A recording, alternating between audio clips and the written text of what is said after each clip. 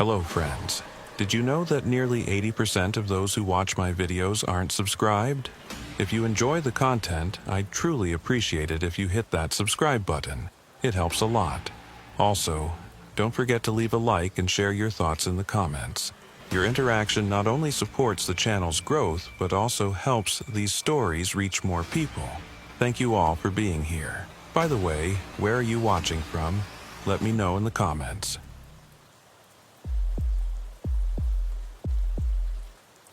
I arrived at Quantico on a Tuesday morning in late September.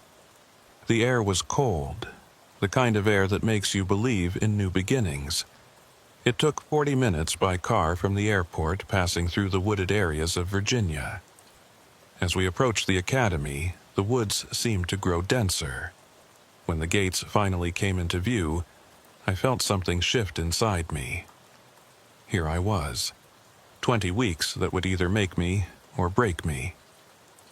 The security guard at the checkpoint barely looked up as he waved our shuttle through. I pressed my face against the window and watched the buildings emerge from among the trees. Red brick, concrete, glass. Everything looked official and permanent, as if it had been placed there forever and would remain long after I was gone. Somewhere in that labyrinth of structures, I would learn to think like a federal agent. Or I would fail. Our group numbered 32. I counted us as we filed off the shuttle, dragging duffel bags and wheeling suitcases across the parking lot. 32 strangers who would become something else over the next 5 months. Some would wash out, some would excel, most would simply survive. I intended to be in that middle group, unremarkable enough to avoid scrutiny, competent enough to pass. The orientation building smelled like floor polish and old coffee. We gathered in a lecture hall with stadium seating, the kind you see in universities. A woman in a dark suit stood at the podium, her expression neutral, her posture military straight. She didn't introduce herself. She simply began. "You are new agent trainees," she said. "For the next 20 weeks you will be addressed as such. You will not use first names among yourselves. You will use surnames only. You are not friends. You are colleagues in training. This distinction matters." I glanced around the room. Most faces showed the same careful blankness I was trying to maintain. A few people looked nervous. One man in the back row was taking notes, his pen moving rapidly across a legal pad. The woman continued speaking, outlining schedules, expectations, consequences for failure. Her voice never changed pitch or tempo. It was like listening to a recording. After the lecture, we were given folders containing our training schedules and assigned to dormitory rooms. I found mine on the second floor of a building that faced the woods. The room was small, institutional, with 2 beds bolted to opposite walls. My roommate hadn't arrived yet. I unpacked methodically, hanging my few civilian clothes in the narrow closet, stacking FBI-issue gear on the desk. The window looked out over a running track, and beyond that, dense trees. It was only mid-afternoon, but the shadows under those trees looked deep. That evening, we had our first formation. We assembled in the courtyard outside the main academic building, standing in rough lines while an instructor walked among us, correcting our posture, our spacing. His name was Briggs. He had the weathered look of someone who had spent decades in federal service, his face lined, but his eyes sharp. "This is where it begins," Briggs said, stopping at the front of our formation. "Tomorrow morning, 0600 hours, you will muster here again. Every morning after that, roll will be called. You will answer when your name is called. You will answer loudly and clearly. If you do not answer, you are marked absent. 3 absences, and you are reviewed for dismissal. This is not college. This is not negotiable." He pulled a clipboard from under his arm and began reading names. The sound echoed off the surrounding buildings, each surname followed by a crisp, "Here, sir," or "Present, sir," from somewhere in our formation. I listened to the rhythm of it, the call and response that would become routine. "Dalton, here, sir." "Fisher, present, sir." "Garrett, here, sir." Then Briggs called a name I hadn't heard during orientation. "Holloway." There was a pause. I looked around, trying to see who would respond. No one did. Briggs didn't look up from his clipboard. He simply made a mark and continued. "Jensen, here, sir." The roll call finished without incident. We were dismissed to the dining facility for dinner, a utilitarian space filled with long tables and plastic chairs. I sat with 2 other trainees, both of whom had come from local law enforcement.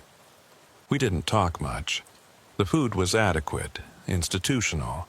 I barely tasted it. Back in my room that night, I finally met my roommate. His name was Nolan. He was tall, maybe 6'2", with a military bearing that suggested prior service. We exchanged minimal pleasantries. He told me he'd been a Marine MP. I told him I'd worked financial crimes in Chicago. We agreed on a schedule for the bathroom and turned off the lights by 10. I lay awake longer than I should have, staring at the ceiling. Outside, the Virginia night was full of sounds I wasn't used to. Insects, wind through trees, the distant thump of a helicopter. And beneath it all, silence, the kind that makes you aware of your own breathing. The next morning, I was awake before the alarm. Nolan and I dressed in silence, pulling on the Academy's physical training uniform. Gray shorts, gray t-shirt, running shoes. We joined the stream of trainees heading toward the courtyard. The sky was still dark, the air cold enough to see our breath. Briggs was already there, clipboard in hand. We formed up. The routine began again. "Dalton, here, sir." "Fisher, present, sir." "Garrett, here, sir." "Holloway." Silence again. I found myself straining to hear a response that didn't come. Briggs made his mark. Continued reading. When my name was called, I answered automatically, my voice joining the chorus of 31 others. 31, not 32. I was sure we'd started with 32. After roll call, we ran. 5 miles through the woods on trails that wound between the buildings and deeper into the forest. My lungs burned in the cold air. By mile 3, the group had stretched out, faster runners pulling ahead, slower ones falling behind. I stayed in the middle, maintaining a steady pace. When we finally circled back to the starting point, Briggs was there with a timer, calling out our names as we crossed an invisible finish line. The rest of the day was classroom work, lectures on federal law, investigative procedures, ethics. The instructors rotated, each bringing their own style, but the content blurred together. I took notes mechanically, my hand moving across the page while my mind wandered. I kept thinking about that name, Holloway. Why call it if no one was going to answer?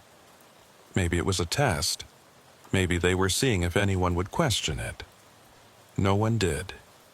That evening, after dinner, I approached Nolan in our room. "Did you notice anything strange during roll call?" I asked. He was sitting on his bed, polishing his dress shoes. He didn't look up. "Like what?" "One of the names, Holloway." No one answered. Nolan shrugged. "Maybe they dropped out. Happens all the time in the first week." "But why keep calling the name?" "Bureaucracy," he said. "Probably takes a few days for the paperwork to catch up." It made sense. I let it go. The pattern continued. Every morning, Briggs called roll. Every morning, the name Holloway appeared on his list. Every morning, silence followed. After a week, I stopped noticing. It became part of the rhythm, as routine as answering my own name. Training intensified. We moved from classroom to practical exercises. Firearms training at the range. Hours spent in the simulator learning to shoot under stress. defensive tactics in the gym, grappling with each other on padded mats. Surveillance exercises in the woods, trying to track and photograph each other without being detected. The days ran together, each one exhausting in identical ways. One afternoon, about 3 weeks in, we had our first interrogation training. We were led to a building I hadn't been in before, set back from the main complex near the tree line. Inside, a long corridor stretched away from the entrance, lined with doors. Each door had a small window of one-way glass, rooms for observation. The instructor's name was Webb. He was shorter than Briggs, with a soft voice that made you lean in to hear him. "Interrogation is an art," he said, walking slowly along the corridor. "It requires patience, control, the ability to read another person and adapt your approach accordingly. Over the next several weeks, you will practice this art. You will take turns as interrogator and subject. You will learn what it feels like to be on both sides of the table." He stopped in front of one of the doors. Through the glass, I could see a small room containing nothing but a metal table and 2 chairs. "These rooms are equipped with recording equipment," Webb continued. "Everything that happens inside will be documented. You will review your own performance. You will learn from your mistakes." We were divided into pairs. My partner was a woman named Reeves. She had a background in military intelligence and a way of looking at you that suggested she was cataloging everything. We drew lots to determine who would go first. I drew interrogator. The room was smaller than it looked through the glass. Colder, too. I sat in one chair while Reeves sat across from me. Webb stood just outside, visible through the window, observing. He had given us a scenario. Reeves was a suspect in a fraud investigation. My job was to get her to confess. For 20 minutes, we went through the motions. I asked questions. She deflected. I tried different approaches, alternating between friendly and aggressive. Nothing worked. By the time Webb knocked on the glass to signal the end of the exercise, I was frustrated, and Reeves looked bored. "Adequate," Webb said when I emerged. "But you're too eager. You're trying to force the confession instead of guiding the subject toward it. Watch the others. Learn." I spent the next hour observing through the glass as other pairs went through the same exercise. Some were better than I'd been. Some were worse. But all of it felt artificial, performative. These were our colleagues, not real suspects. Everyone knew it was just training. Then something caught my attention. In one of the rooms near the end of the corridor, I saw a trainee I didn't recognize. He was sitting alone at the table, no partner visible. The posture was wrong too, slumped forward with his head in his hands. I moved closer to the window, trying to get a better look. "Shouldn't someone be in there with him?" I asked Webb, who was making notes on a clipboard. He glanced up, looked at the room I was pointing to, then back at his notes. "Room's empty," he said. I looked again. The figure was still there, motionless. "But there's someone—" "That room's not in use today," Webb said, his tone flat. "Pay attention to your own training." I wanted to argue, but something in his expression stopped me. I turned back to the window. The room was empty. Just a table and 2 chairs. I must have been looking at a reflection or a shadow. The light in the corridor was playing tricks. That night, I couldn't sleep. I kept thinking about that room, about the figure I'd seen, or thought I'd seen. Nolan was already asleep, his breathing deep and even. I got up, pulled on sweatpants and a t-shirt, and walked to the bathroom at the end of the hall. The fluorescent lights hummed overhead, casting everything in a sickly yellow glow. When I came back, I passed a bulletin board near the stairwell. It was covered with notices, training schedules, announcements. In the corner, almost hidden beneath other papers, I saw a class roster. Our class roster. I pulled it free and scanned the names. There were 32 names on the list. I counted them twice to be sure. 32, just like I'd thought on the first day. But when I ran my finger down the alphabetical listing, I stopped at a name that made my stomach tighten. Holloway, J. The name was there, printed in the same font as all the others. Official, part of the record. I looked at the names above and below it. Everything seemed normal, but J. Holloway didn't exist. I'd never seen anyone answer to that name. Never seen anyone who matched it in our formation, our classes, our dining hall. I folded the roster and took it back to my room. Nolan stirred when I came in but didn't wake. I sat on my bed with the paper in my hands, staring at that name until the letters stopped making sense. The next morning, during physical training, I fell into step beside Reeves. We ran in silence for the first mile. Then I asked her, "Do you know anyone named Holloway?" She glanced at me, her breathing steady despite the pace. "Why?" "Just curious. The name keeps coming up." "Coming up where?" "Roll call, the roster." She was quiet for a moment, focused on her stride. Then she said, "No, I don't know anyone by that name." "You're sure?" "I'm sure. Why does it matter?" I didn't have a good answer. "It doesn't," I said. "Forget it."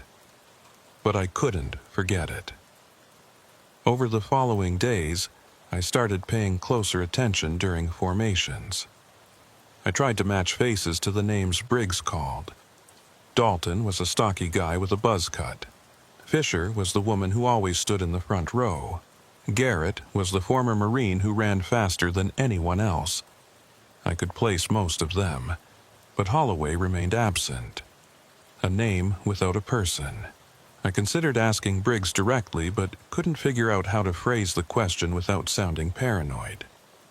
"Hey, why do you keep calling a name that no one answers?" It seemed absurd. There had to be a reasonable explanation. Administrative error. Someone who dropped out but remained on the official roster. It happened. A month into training, we had our first major exam. Written test covering everything we'd learned so far. Law, procedure, ethics, investigative techniques. We sat in a large room, each at our own desk, with proctors walking the aisles to ensure no one cheated. The test took 3 hours. Afterward, we were told results would be posted within 48 hours. Those 2 days dragged. Training continued, but everyone was distracted, wondering how they'd performed. When the results finally appeared on the bulletin board, a crowd gathered immediately.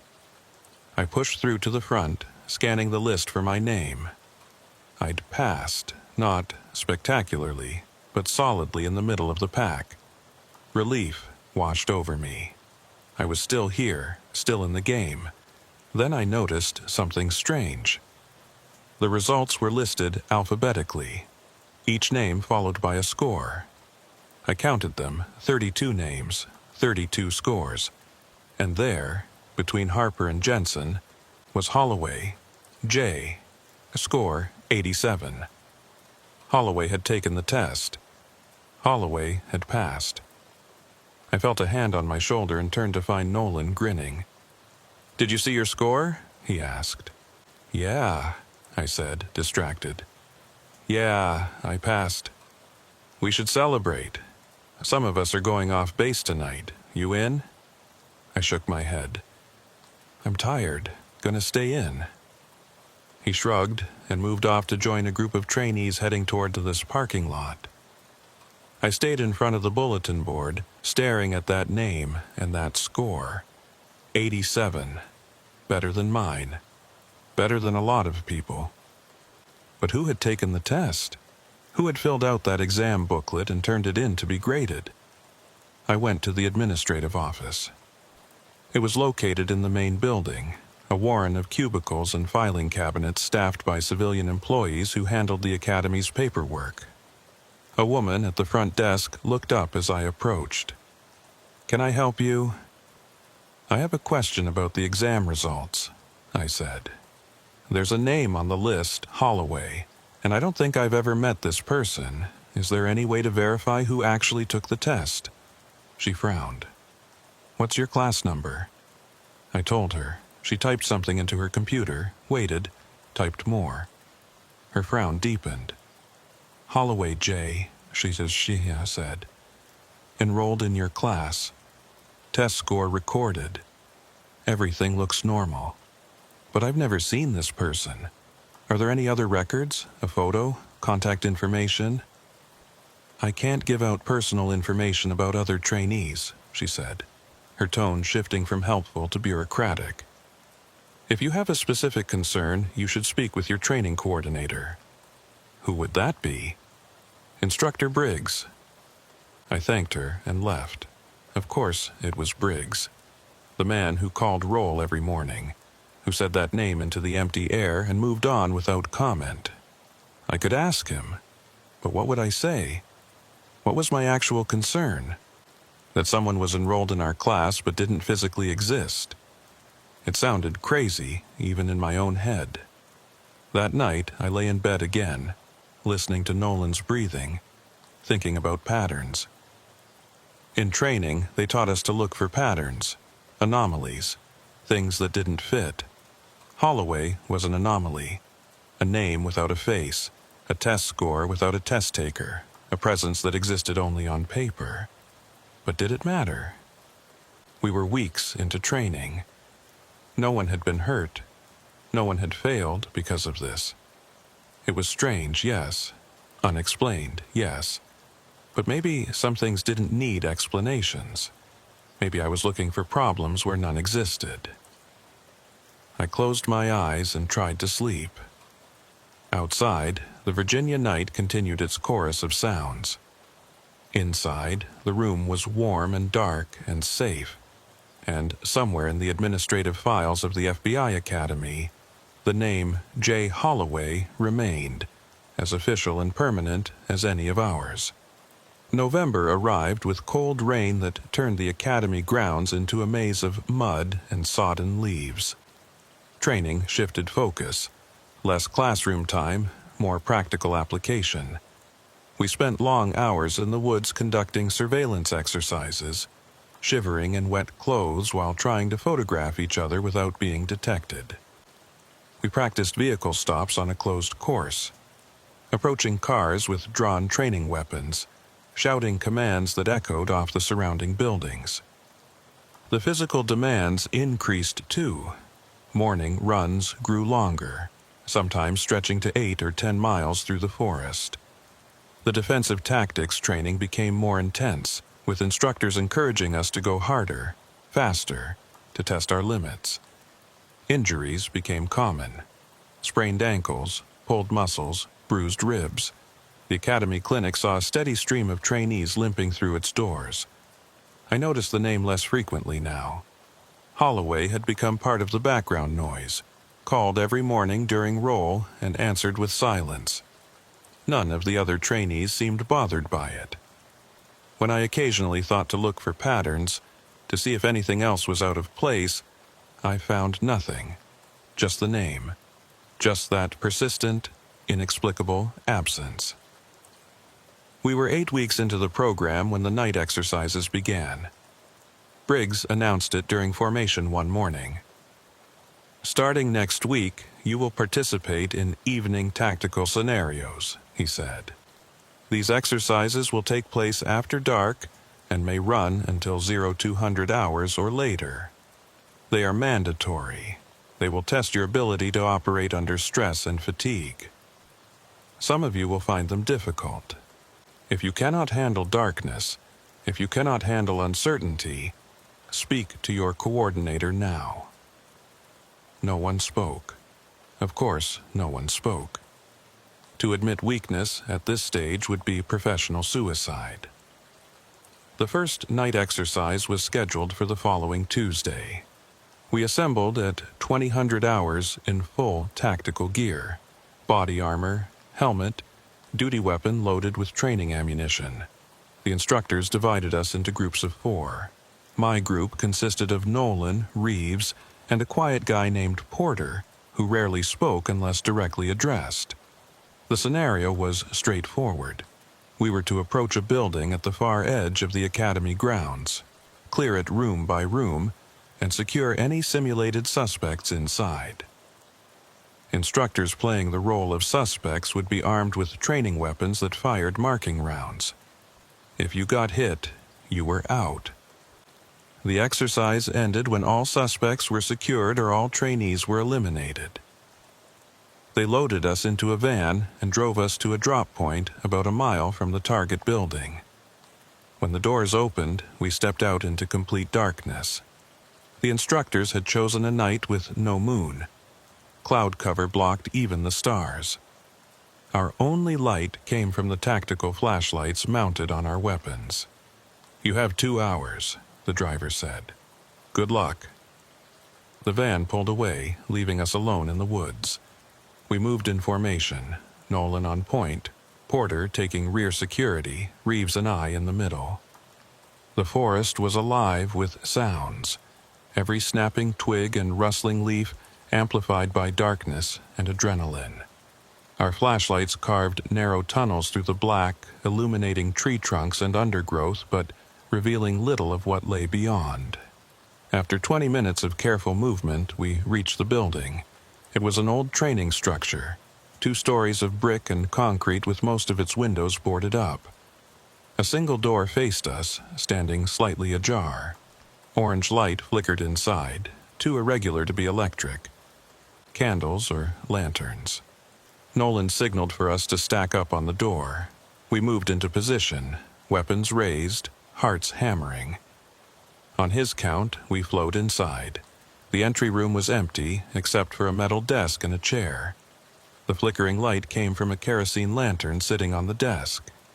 Beyond it, a hallway stretched into darkness. Doors on either side all closed. We cleared the first room. Empty. Second room, empty. Third room, empty. The building seemed abandoned, but we knew instructors were here somewhere waiting to ambush us.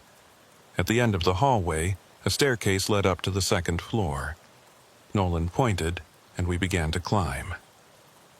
The stairs creaked under our weight, announcing our presence. Tactically useless, but we had no choice. The second floor was laid out identically to the first. Long hallway, closed doors, silence. We started clearing rooms again. First room, empty. Second room, empty. Third room, a figure in the corner, weapon raised. We all fired. The marking rounds hit center mass. The instructor playing the suspect called out, "I'm hit," and dropped his weapon. One down, we continued. Fourth room, empty. Fifth room, 2 suspects. We engaged, but one of them got Porter. A blue marking round splattered across his chest armor. He swore and lowered his weapon out of the game. Down to 3, we finished clearing the second floor. 2 more suspects found and neutralized. But the scenario wasn't over. Somewhere in this building, at least one more instructor was hiding. We went back downstairs, more cautious now. Reeves took point while Nolan covered our rear.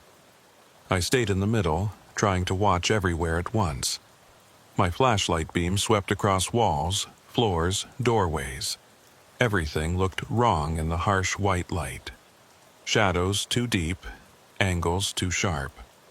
Then I heard it.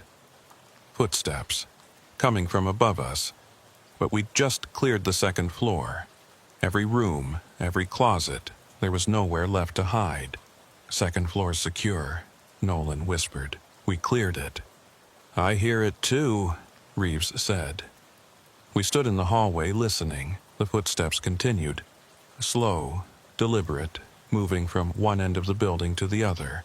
Back and forth, back and forth. "Maybe one of the instructors doubled back," I suggested.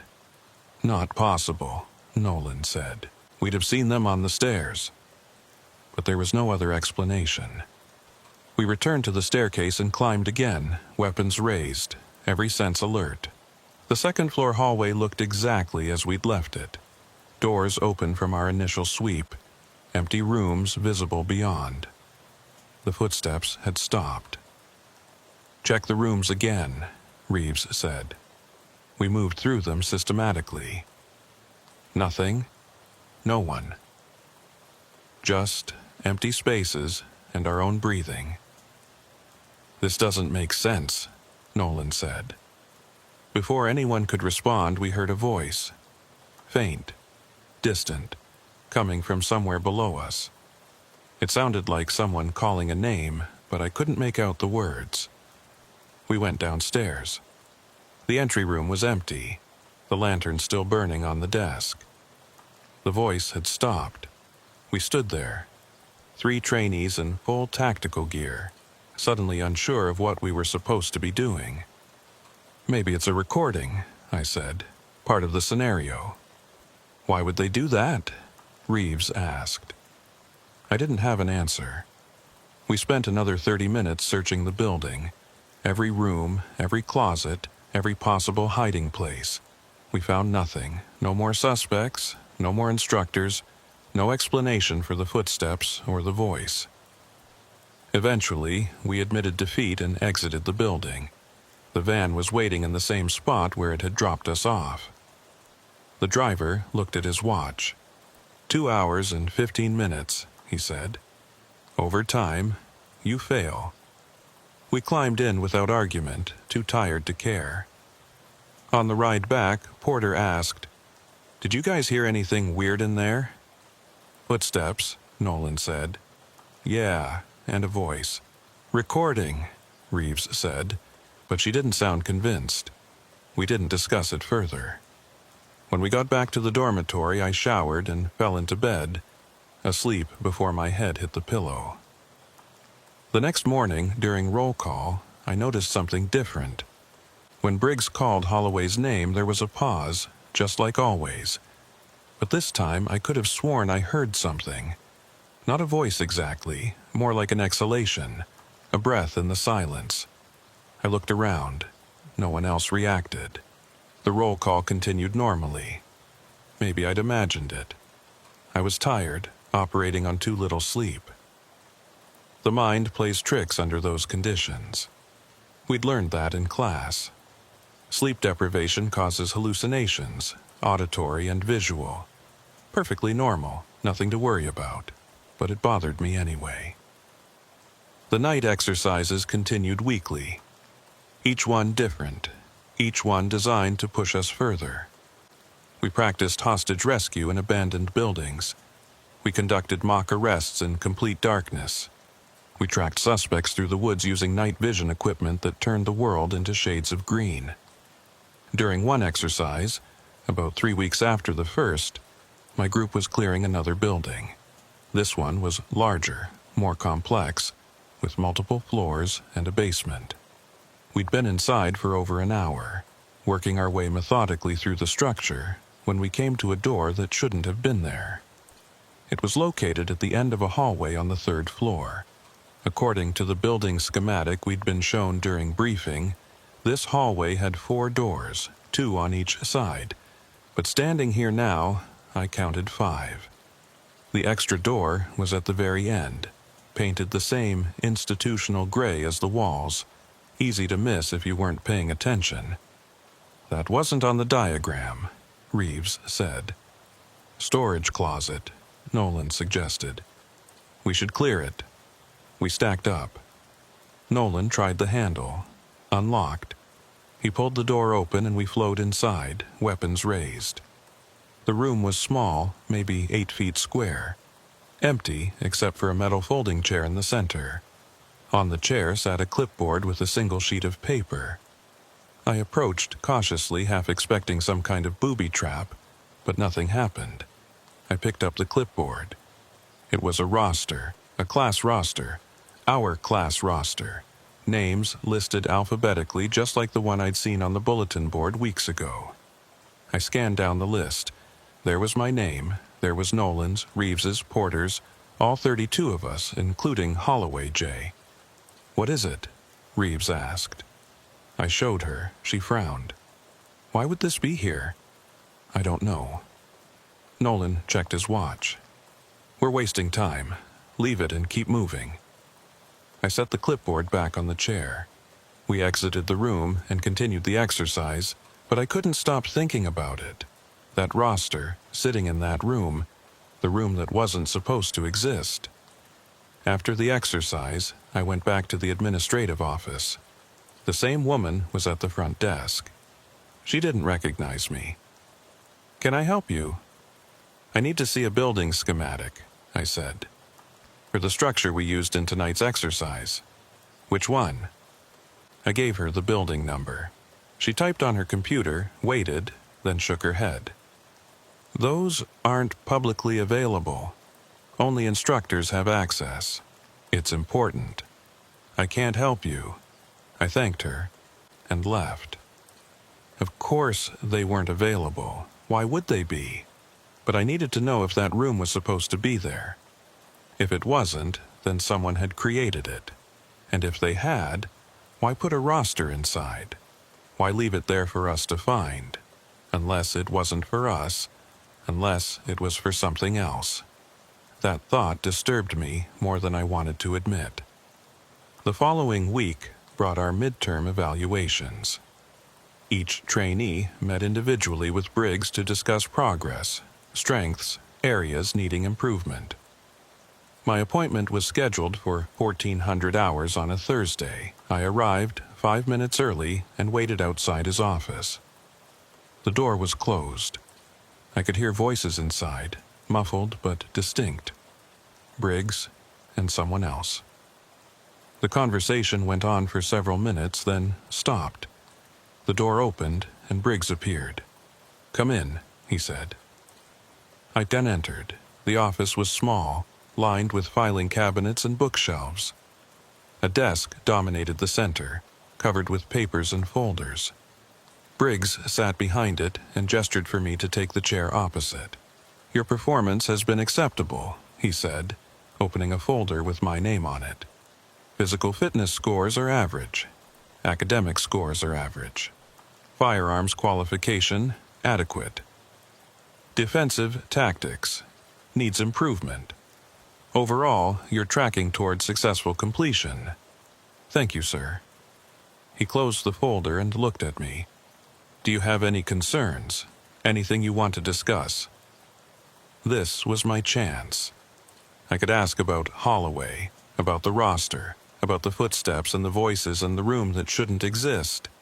But looking at Briggs' face, at his calm, professional expression, I couldn't do it. What would I say? What evidence did I have? A name on a roster, a door at the end of a hallway, sounds in an empty building. "No concerns, sir," I said. "Good. Keep up the work. Dismissed." I stood and left. In the hallway outside, I paused, looking back at the closed door. I could hear Briggs inside, talking again. The same muffled conversation. But I'd been the last appointment of the day. There was no one else scheduled. I walked away quickly before I could convince myself to go back and listen. That night, I dreamed about the building. I was back in that third-floor hallway, standing in front of the door that shouldn't exist. It was open this time. Inside, the metal chair sat empty, the clipboard gone. But the room wasn't empty. Someone was standing in the corner, hidden in shadow. I couldn't see their face, but I knew they were watching me. I woke up sweating, heart racing. Nolan's bed was empty. I checked my watch, 0300 hours. He must have been on night watch. We all took turns, walking the grounds, making sure nothing was out of place. I couldn't go back to sleep. I got up and dressed, pulling on sweats and a jacket. The dormitory was quiet, everyone else asleep. I walked to the bathroom, splashed water on my face, stared at my reflection in the mirror. I looked tired, more than tired, worn down. On my way back, I passed the common room. The TV was on, volume low, casting flickering blue light across the empty couches. I stopped, confused. No one was supposed to be here. We had curfew. But the TV was definitely on, showing what looked like security camera footage. multiple angles of different locations around the academy. The main gate, the parking lot, the exercise buildings. I stepped closer. One of the camera feeds showed a figure walking across the courtyard. I recognized the distinctive gate and the buildings in the background. It was happening now. Live footage. The figure was wearing a training uniform, moving with purpose from one building to another. Then the figure stopped, turned, and looked directly at the camera. I couldn't see the face clearly, the image too grainy, the distance too far, but something about the posture, the way they stood there motionless, made my skin crawl. They stayed like that for maybe 10 seconds, then turned and walked out of frame. I grabbed the remote and tried to rewind the footage, but the TV went dark. Just shut off, as if someone had pulled the plug. I checked the connections. Everything was fine. I pressed power. Nothing happened. Can't sleep? I spun around. Nolan was standing in the doorway, still in his watch gear. The TV was on, I said. I was just, yeah, it does that sometimes. Comes on by itself. Probably a short in the wiring. You've seen it before? Couple times. Don't worry about it. He crossed to the coffee maker and started brewing a pot. I stood there, looking at the dark screen, trying to convince myself that he was right. Just faulty wiring. Just a glitch. But I'd seen that figure. I'd seen them looking at the camera, looking at me. December brought snow and shorter days. The academy took on a different character in winter. The red brick buildings stark against white ground, the Virginia woods silent and bare. We were 13 weeks into training now, past the halfway mark, deep into the specialized instruction that would define our careers. I stopped sleeping well. Not all at once, but gradually, night by night. I'd lie awake listening to Nolan's breathing, my mind replaying moments from training, the footsteps in empty buildings, the voice I couldn't quite hear, the figure on the security feed. Each incident explainable on its own, but together they formed a pattern I couldn't ignore. The name continued. Every morning, every roll call. Holloway. Silence. A mark on Briggs's clipboard. Move on. I started keeping notes. Nothing official, just a small notebook I carried in my pocket. I'd write down anything unusual. The date, the time, what I'd observed. Most days there was nothing to record. Some days there were small things. A door left open that should have been locked. Equipment moved from where we'd left it.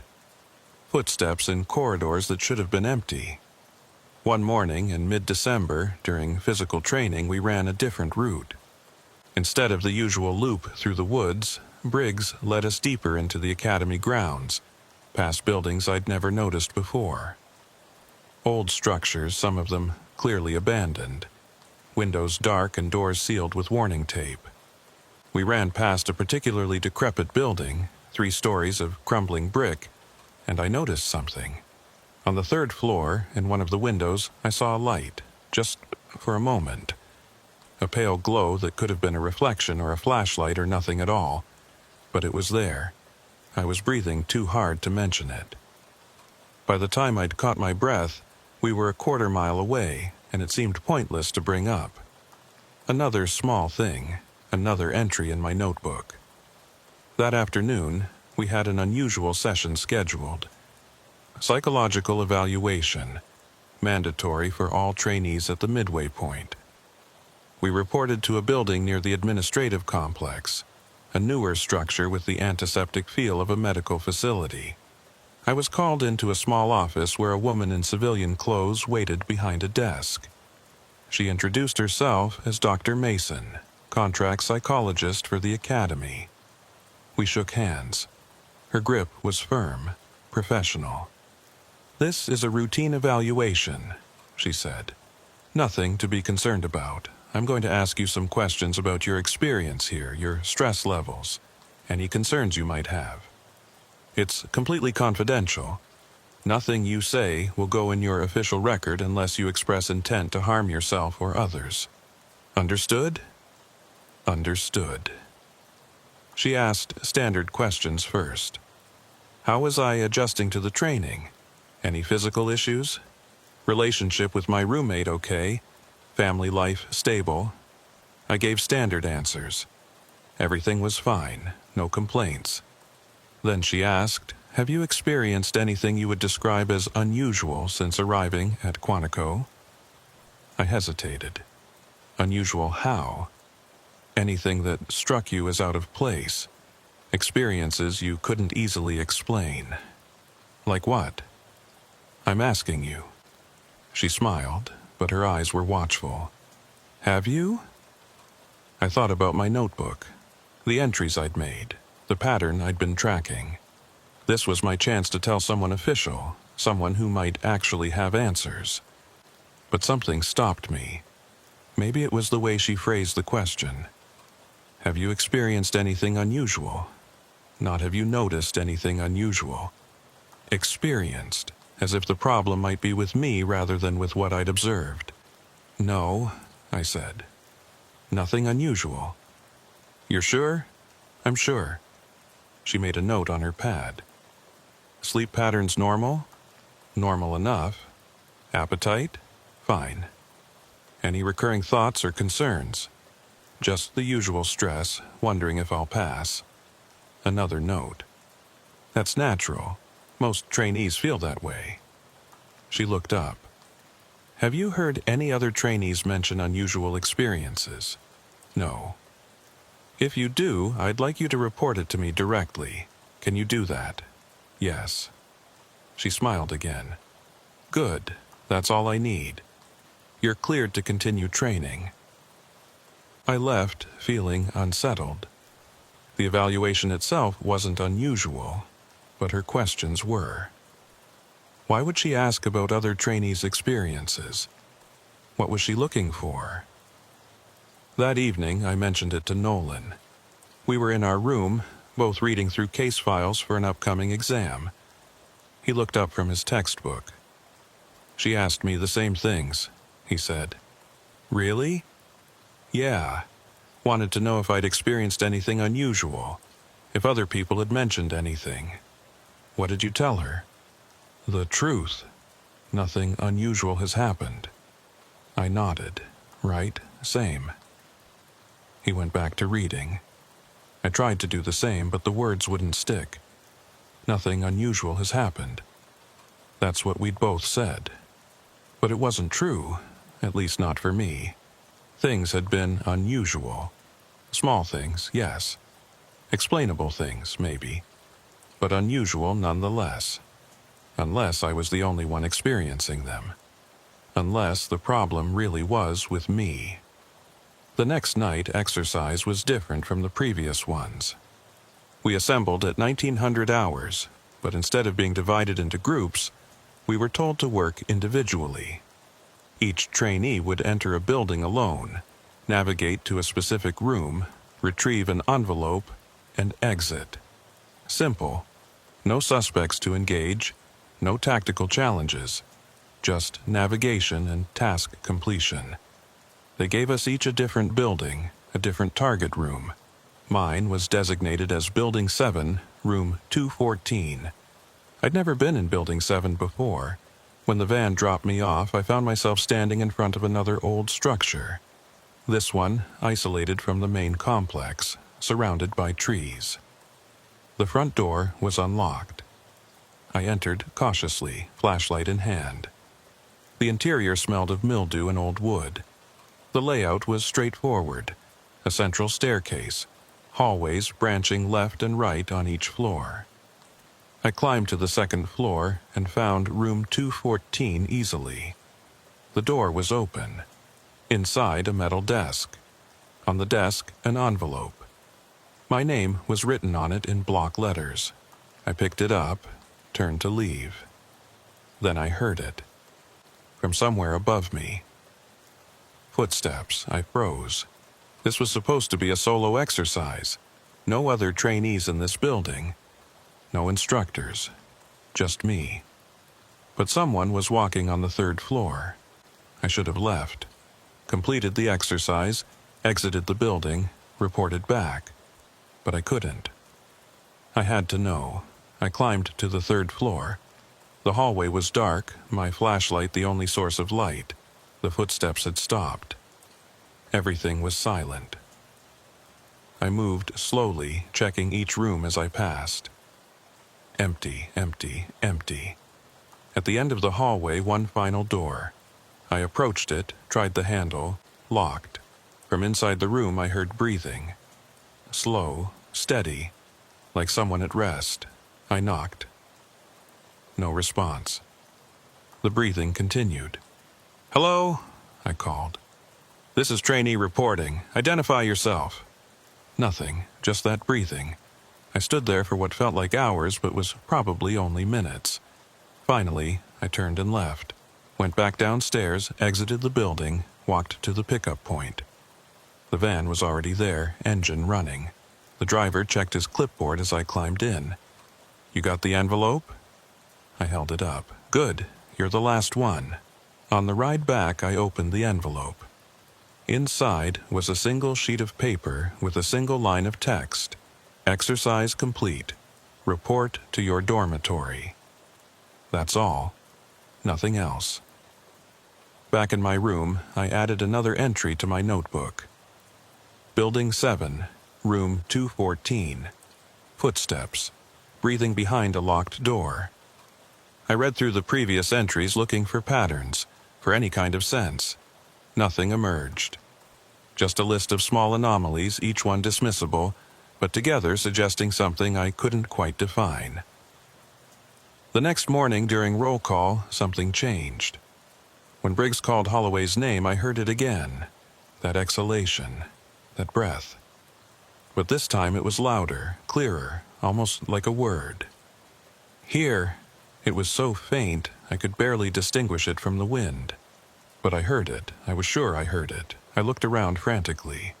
No one else reacted. Briggs made his mark and continued reading names as if nothing had happened. Dalton answered. Fisher answered. Garrett answered. The routine continued. After formation, I approached Reeves. "Did you hear that?" I asked. "Hear what?" "During roll call, when Briggs called Holloway." She frowned. "I didn't hear anything." Someone answered. No one answered. No one ever answers. But I heard, "You're tired," she said. "We're all tired. Get some sleep." She walked away. I stood there in the courtyard, watching the other trainees disperse to their first classes of the day, and wondered if she was right. Maybe I was hearing things. Maybe the stress and sleep deprivation were finally catching up to me. That afternoon, I had another session with Dr. Mason. This one wasn't scheduled. She called me in during what should have been free time. "I wanted to follow up on our previous conversation," she said as I sat down. "How have you been feeling?" "Fine." "Sleeping well?" "Well enough." She made a note. "Have you experienced anything unusual since we last spoke?" There it was again. That specific phrasing. "Why do you keep asking me that?" It's a standard question. "No, it's not. You didn't ask about stress or performance or any of the normal evaluation criteria. You keep asking specifically about unusual experiences." She set down her pen. "You're observant. That's good. It'll serve you well in the field." She paused. "I'm asking because we want to ensure trainees are psychologically equipped to handle the unique pressures of academy life. Sometimes people experience things they can't easily categorize. Stress manifests in unusual ways. So you think I'm imagining things? I didn't say that, but that's what you mean. Sleep deprivation causes hallucinations. We learned that in class. It can, yes, but I'm not suggesting you're hallucinating. I'm simply asking if you've noticed anything you found difficult to explain." I met her eyes. "Would you believe me if I said yes?" "I would listen." "And then what? Put it in a report? Flag me as psychologically unstable? Send me home?" "That's not how this works." "Then how does it work?" She sighed. "I'm trying to help you. If you're experiencing difficulties, I need to know. Not to punish you, but to provide support." I wanted to believe her. I wanted to tell her about the name, about the rooms, about the footsteps, and the breathing and the voice on the security feed. But I couldn't. Because even as I sat there, I wasn't sure any of it was real. Maybe it was all in my head. Maybe Reeves was right and I just needed sleep. "I'm fine," I said. "Thank you for your concern, but I'm fine." She studied me for a long moment, then nodded. "All right, but if that changes, my door is open." I left her office and went straight to the library, a quiet building on the edge of campus where trainees could study without interruption. I found a corner desk and pulled out my notebook, reading through the entries again. Each one, isolated, could be explained. Fatigue, stress, misperception. But together, I heard a sound and looked up. Someone was standing at the end of the aisle, partially hidden by the shelves. I couldn't see their face, but they seemed to be watching me. "Can I help you?" I called. No response. The figure didn't move. I stood, walked toward them.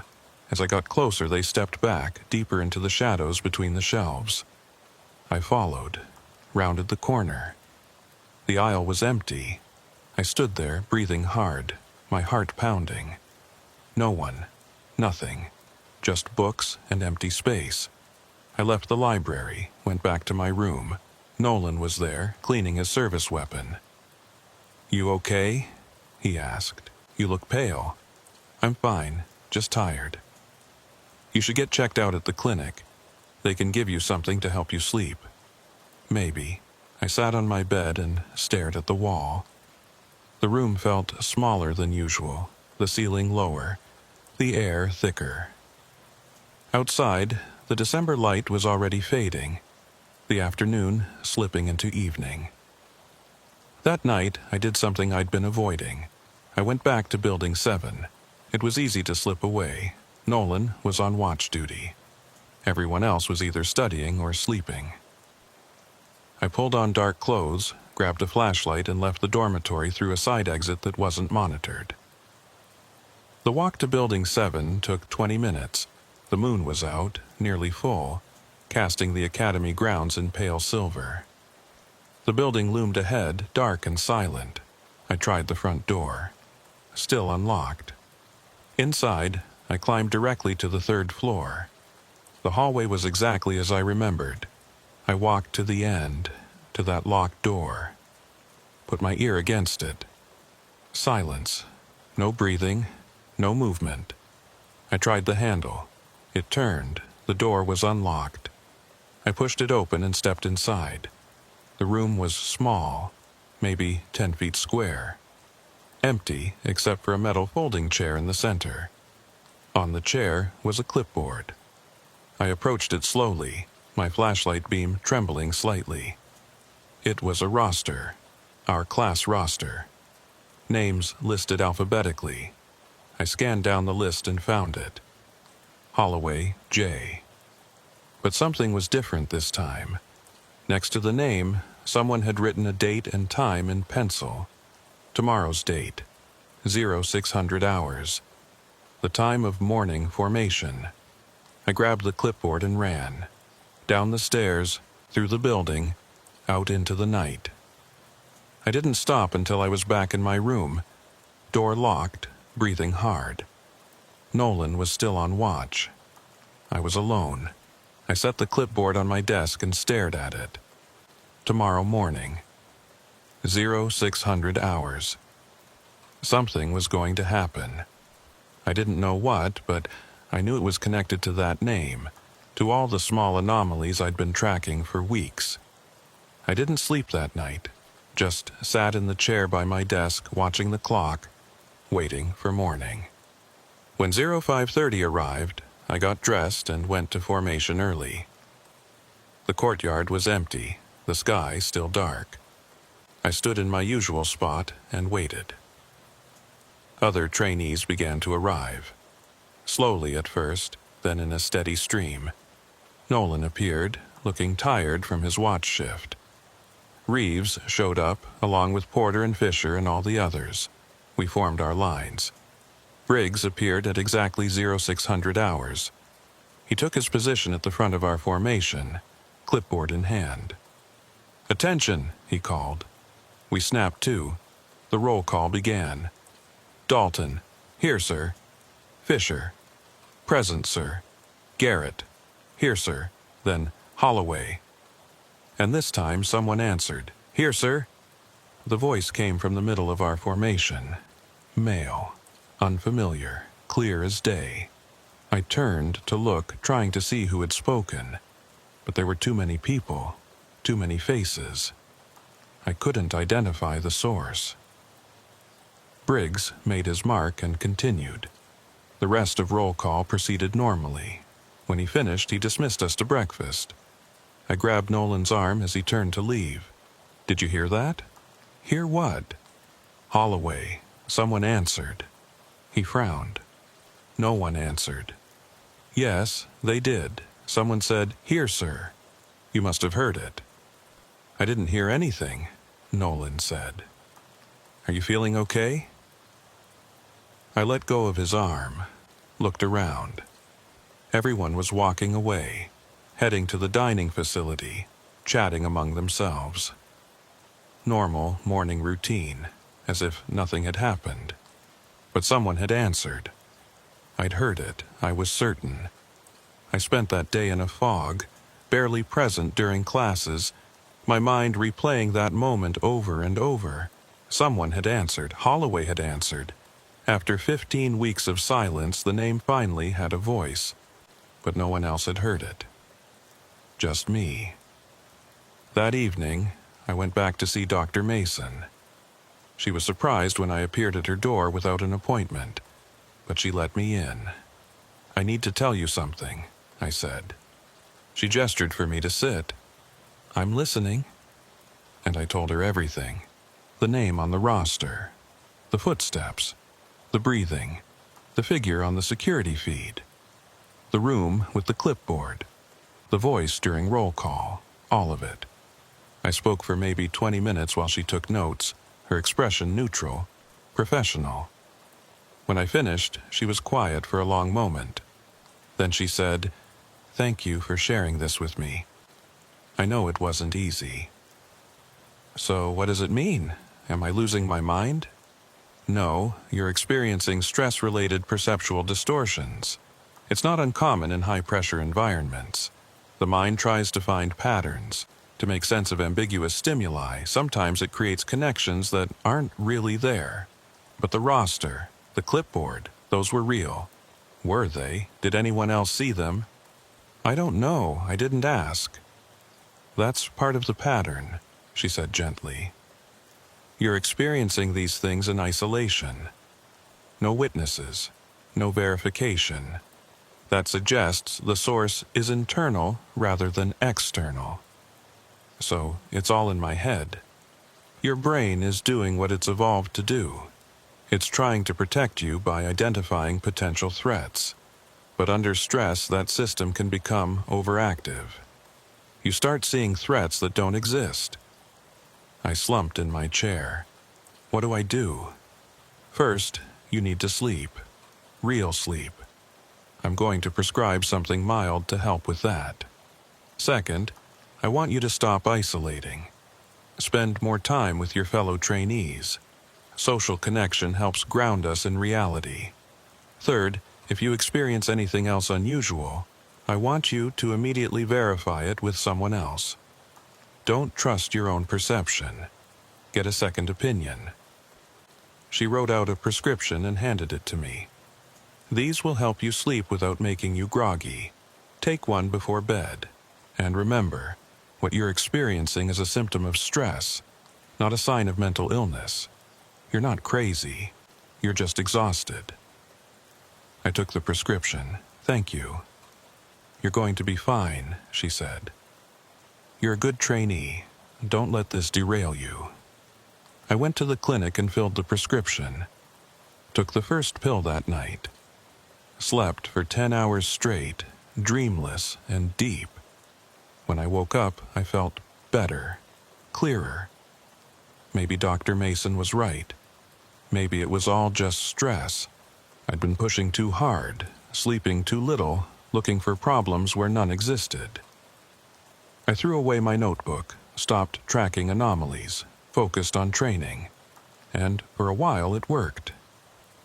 The days passed without incident. Morning formation, physical training, classes, exercises. Everything normal, everything routine. But every morning during roll call, when Briggs called that name, I held my breath, waiting to hear if anyone would answer. No one ever did, except me, in my head, where I heard that voice, clear and distinct, saying, "Here, sir," every single morning. We graduated on a Friday in late January. 20 weeks completed. 32 names called during the final ceremony. 32 trainees received their credentials and became special agents of the Federal Bureau of Investigation. I stood on the stage with the others, shook hands with Academy officials, accepted my badge and identification. My family was there. My parents drove down from Chicago. They took photos. We had dinner. They told me how proud they were. I smiled and thanked them and felt nothing. The medication Dr. Mason prescribed had helped with sleep, but it dulled everything else too. I went through the final weeks of training in a haze, competent enough to pass but disconnected from the experience. The other trainees celebrated. I participated mechanically. Everything felt distant, observed through glass. Nolan and I exchanged contact information before parting ways. He was assigned to the New York field office. I was going to Miami. We promised to stay in touch. We both knew we wouldn't. Reeves hugged me goodbye. "Take care of yourself," she said. "You too." She looked at me for a moment, her expression concerned. "You seem different. Since December, like something changed." "I'm just tired. It's more than that." I didn't know what to say. She squeezed my arm and walked away. I left Quantico on a Saturday morning, drove north instead of south, away from my new assignment, toward nothing in particular. I ended up in a small town in Maryland, checked into a motel, and slept for 14 hours. When I woke up, it was dark outside. I ordered food from a diner down the street, ate without tasting it, then sat on the bed staring at the wall. The television was on, but I wasn't watching it. Just needed the noise. My phone rang. Unknown number, I answered. "This is Special Agent Mason," a voice said. "We met at the academy." It took me a moment to place the name. Dr. Mason, the psychologist. "I wanted to check in," she continued. "See how you're doing."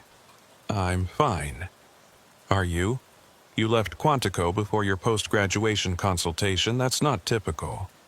"I needed some time." "I understand. But I'm concerned.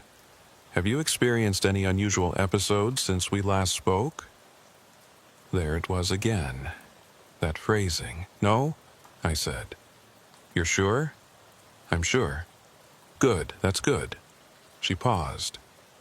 "I want you to know that what you experience during training is not uncommon. Many agents go through similar periods of adjustment. It doesn't reflect on your capability or your fitness for service." "Thank you. If you ever need to talk, you have my number. Don't hesitate to call." "I won't." She hung up. I sat there holding the phone, wondering why she'd really called. To check on me, or to confirm something? I drove to Miami the next day, reported to the field office on Monday morning, met my new supervisor, toured the building, received my case assignments. Everything professional. Everything normal. My first week was orientation. Paperwork, administrative tasks, familiarization with local protocols. I met the other agents in my squad. They were friendly enough. asked where I'd come from, how I liked Miami, if I'd found an apartment yet. I gave appropriate answers, made appropriate small talk, kept to myself otherwise. The second week, I got my first real assignment. Financial crimes case, following up on leads from a larger investigation. I interviewed witnesses, reviewed bank records, wrote reports. The work was straightforward. I was competent. My supervisor seemed satisfied. But at night, alone in my temporary housing, I couldn't stop thinking about Quantico, about the name, about all the things I'd experienced and been told were just stress, just fatigue, just my mind playing tricks. I started checking records, quietly, through official databases I now had access to. I searched for J. Holloway, FBI personnel, academy graduates, current agents, former agents. Nothing. I searched academy rosters going back 10 years, 20 years. Looked for any mention of the name, nothing. I even called Nolan. He was settling into his New York assignment, sounded happy. "Do you remember anything strange from training?" I asked. Strange how? The roll call, that name that was always called but never answered. He was quiet for a moment. "What name?" "Holloway. It was called every single morning." "I don't remember that." "You have to remember. It happened every day for 20 weeks. "I think you're misremembering," he said. "Or maybe it was in a different class, but not ours." "It was ours, I'm certain. Listen, I have to go, but maybe you should talk to someone. The transition from academy to fieldwork can be rough. There's no shame in getting help." He hung up. I sat there with the phone in my hand, the same way I'd sat in that motel room in Maryland. No one remembered. Not Nolan, not Reeves when I called her next. Not any of the other trainees I contacted. They all said the same thing. No name called without answer. No unusual experiences. Just normal training. Either they were lying, or I'd experienced something they hadn't. Neither option was comforting.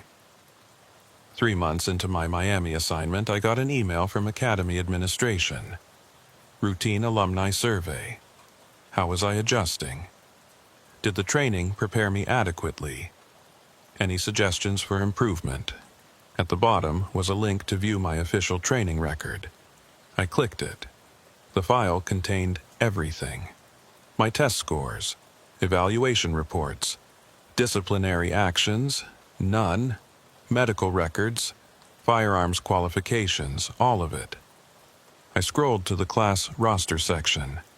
32 names, listed alphabetically. Holloway, J, was there, right where it had always been, between Harper and Jensen. But when I clicked on the name to see the individual record, I got an error message, file not found. I tried again, same error. I called the Academy Records Department, explained that I was trying to access a classmate's information and getting an error. "What's the name?" the clerk asked. "Holloway J," I heard typing, then, "I'm not showing anyone by that name in your class." "But it's on the roster. I'm looking at it right now." "The official roster shows 31 graduates from your class. It shows 32 names. I can send you a screenshot." "Please do." I took a screenshot and emailed it to her, waited while she reviewed it. "That's strange," she said. "This roster shows 32 names, but our system only has records for 31. Give me a moment." She put me on hold. 5 minutes passed. 10. Finally, she came back. "I've consulted with my supervisor. It appears there was an administrative error. Someone was added to your class roster who shouldn't have been there. A clerical mistake. We'll correct it." "Who was it?" "I can't disclose personnel information." "But they were in my class. I should know who they were. According to our records, this person was never actually enrolled. It was just a name that accidentally appeared on some documents. It's being removed now. That doesn't make sense. The name was called every day during roll call. She was quiet for a moment. I'm sorry, but that's impossible. If someone isn't enrolled, their name wouldn't appear on the daily roll call sheet. You must be thinking of a different name. I'm not. It was Holloway. J. Holloway. I'm afraid I can't help you further. If you have other concerns about your training record, please submit them in writing. She hung up. I sat at my desk in the Miami field office, surrounded by case files and evidence boxes, and felt something crack inside me. Not dramatically, just a small fissure, a hairline fracture in the foundation of what I thought I knew. Either everyone was lying, or I was losing my mind. Those were the only options. I stopped asking questions after that. Focused on work. Did my job. Closed cases. Got good performance reviews. Built a reputation as a solid agent, reliable if unremarkable. But I never stopped looking. In every database I accessed, every record system I used for investigations, I'd run a search for that name. J. Holloway, FBI. Never found anything. Years passed. I transferred from Miami to Chicago. From Chicago to Denver. Built a career. Made colleagues, not friends. Lived alone. Slept with the medication Dr. Mason prescribed. Even though I didn't work for the FBI anymore in any official capacity that would justify a prescription. I found other doctors, other pills. Sometimes I'd dream about Quantico, about standing in that courtyard at 0600 hours, waiting for roll call to begin. About hearing my name and answering. About hearing that other name and the silence that followed. Except in the dreams, someone always answered. And when I turned to see who it was, I'd see myself, standing a few rows back, looking forward, saying, "Here, sir," in a voice I recognized but couldn't quite place. I retired at 25 years, took my pension and moved to a small town in Montana. Far from everything. Far from everyone. I still check sometimes. Late at night when I can't sleep. I log into databases I probably shouldn't still have access to. I search for that name. Never find it. But I know it was real. I know what I experienced. The footsteps, the breathing, the voice, the roster. All of it. And sometimes, in the quiet moments before dawn, I hear it again. That voice during roll call, clear and distinct. "Here, sir," not coming from anywhere external, not a hallucination or a memory. Just there, in the silence between thoughts. I've never told anyone this, but I think I know what it was. What Holloway was. It was all of us. Every trainee who ever stood in that courtyard and wondered if they'd make it. Every person who felt like they were being watched, evaluated, tested, in ways that went beyond the official curriculum. Every agent who graduated and spent the rest of their career wondering if they'd really earned it, or if they'd just been lucky enough to avoid whatever trap was waiting in the shadows. Holloway wasn't a person. Holloway was a question. The question we were all too afraid to ask. Are you really here? Are you really who you think you are? Or are you just a name on a roster called into existence every morning and dismissed just as easily?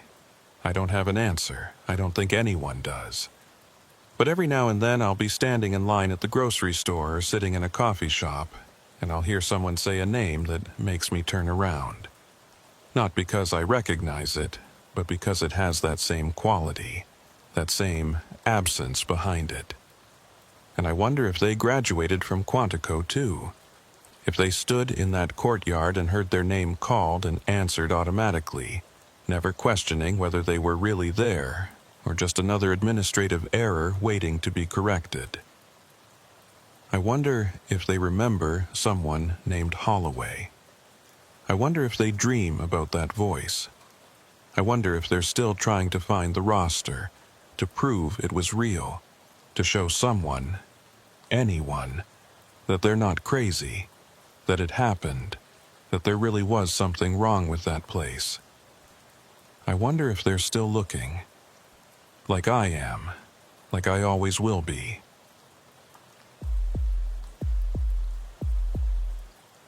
I came to Quantico in early March, when the Virginia woods were just beginning to show signs of spring.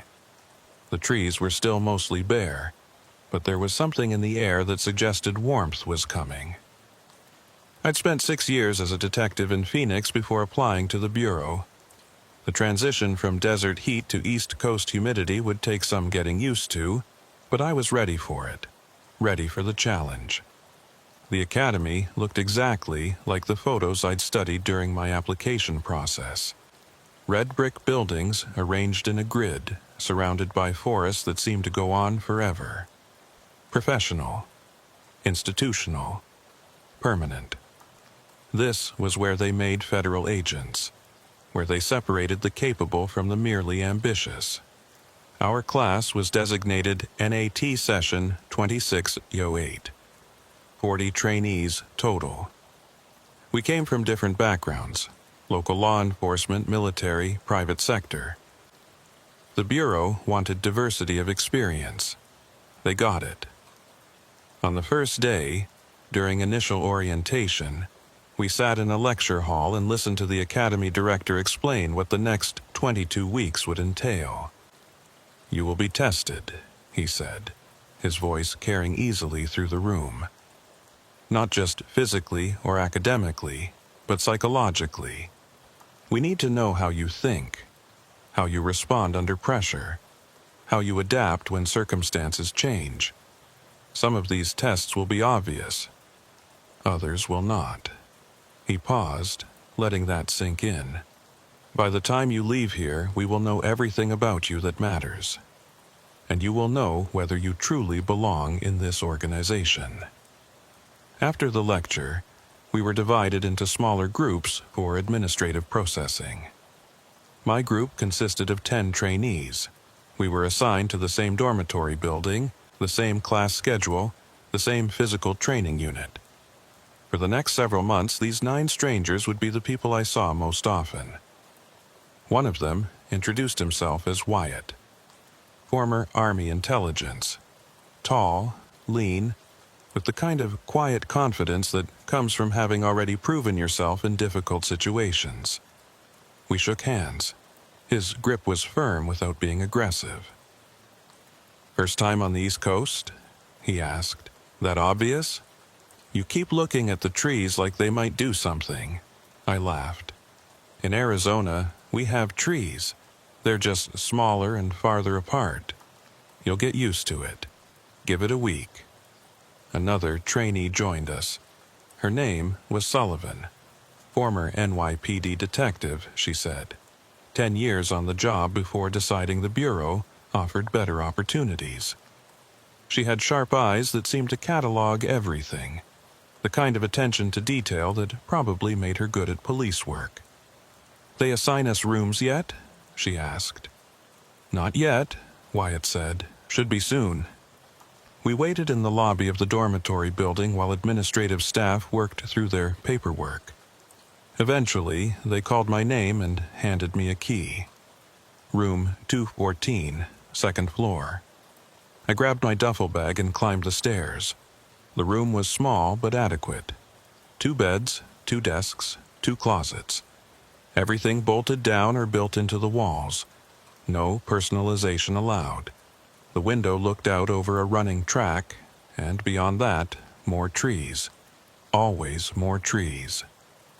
My roommate arrived about 20 minutes later. His name was Cole. He'd come from the DEA, he said. 5 years as a special agent before deciding to transfer to the FBI. We made small talk while unpacking. Where we were from, what brought us here, the usual. He seemed friendly enough. Professional, like everyone else. That first week was administrative. Paperwork, medical exams, equipment issue, facility orientation. We learned where everything was: the dining hall, the library, the gym, the firing range.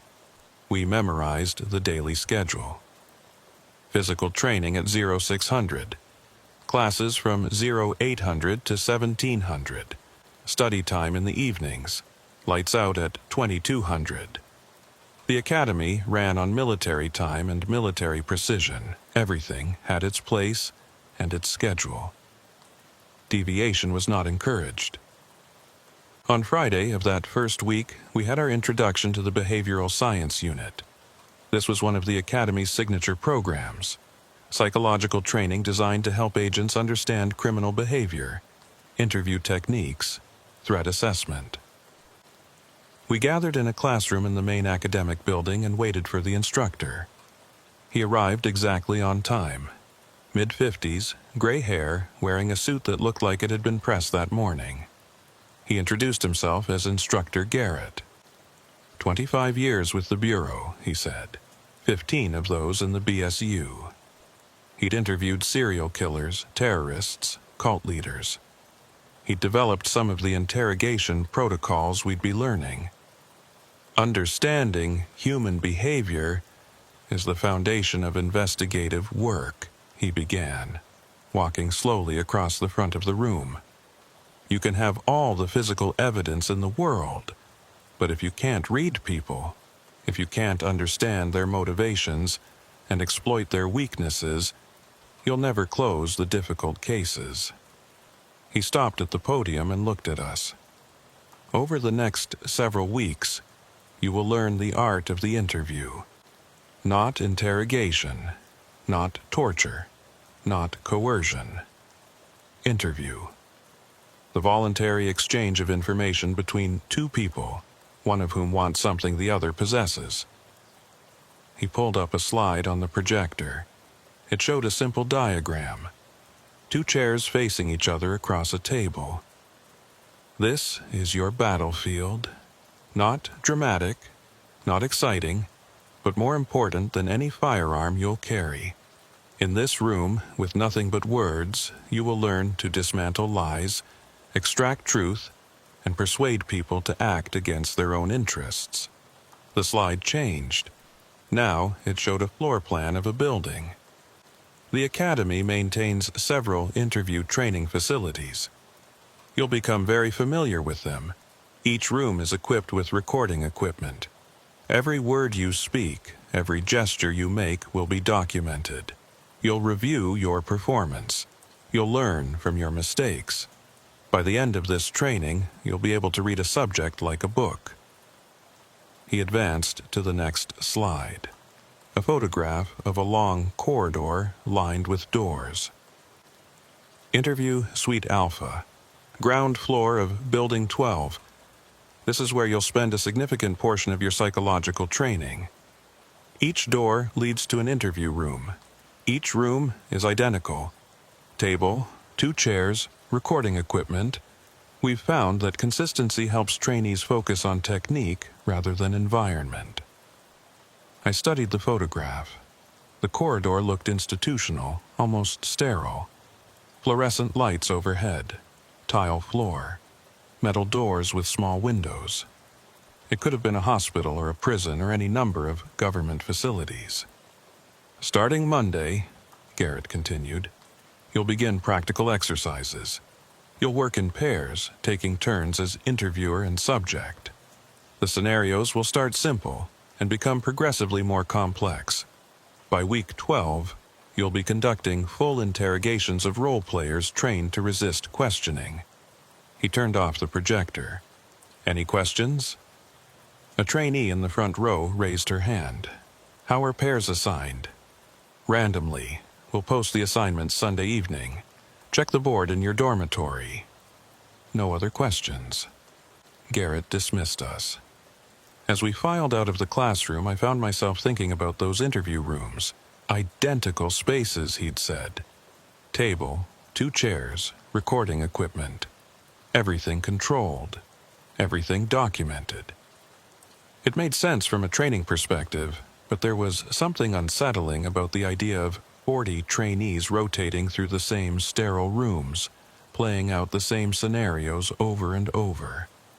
Cole caught up with me in the hallway. You ever done interview training before? Some, in Phoenix PD. Nothing this extensive. Should be interesting. I did a fair amount of interrogations with DEA, but their techniques are more aggressive. FBI's supposed to be more psychological. That's what I hear. We walked back to the dormitory together. The sun was setting, casting long shadows across the academy grounds. In the distance, I could hear a group of trainees running through the woods, their cadence calls echoing through the trees. Everything felt normal, structured, exactly as it should be. That weekend, I explored the academy grounds, found the library, a quiet building filled with legal texts and case studies. Visited the gym, where off-duty trainees were working out. Walked the perimeter of the complex, noting the security measures. Cameras everywhere, fences, guards at the gates. This place took security seriously. Sunday evening, I checked the assignment board in the dormitory lobby. The interview training pairs had been posted. I scanned the list for my name. Paired with Sullivan, the former NYPD detective. That was fine. She seemed competent. Our first session was scheduled for Monday at 0900 hours. Interview Suite Alpha, Room 7. I went to bed early, wanting to be rested for the next day. Cole was already asleep, his breathing deep and even. Outside, the March wind moved through the trees, a sound I was slowly getting used to. The room was dark and warm and safe. I dreamed about corridors, long hallways stretching into darkness, doors on either side. I walked from one end to the other, opening each door, finding empty rooms behind them. Table, 2 chairs, nothing else, over and over.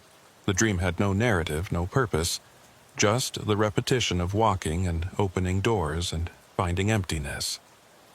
I woke before my alarm, disoriented for a moment before remembering where I was. Quantico. Interview training today. I showered, dressed, grabbed my notebook and headed to breakfast. The dining facility was crowded, trainees from multiple sessions eating before their scheduled activities.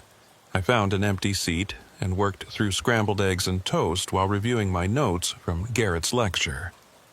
The fundamentals of interviewing, establishing rapport, reading body language, controlling the conversation.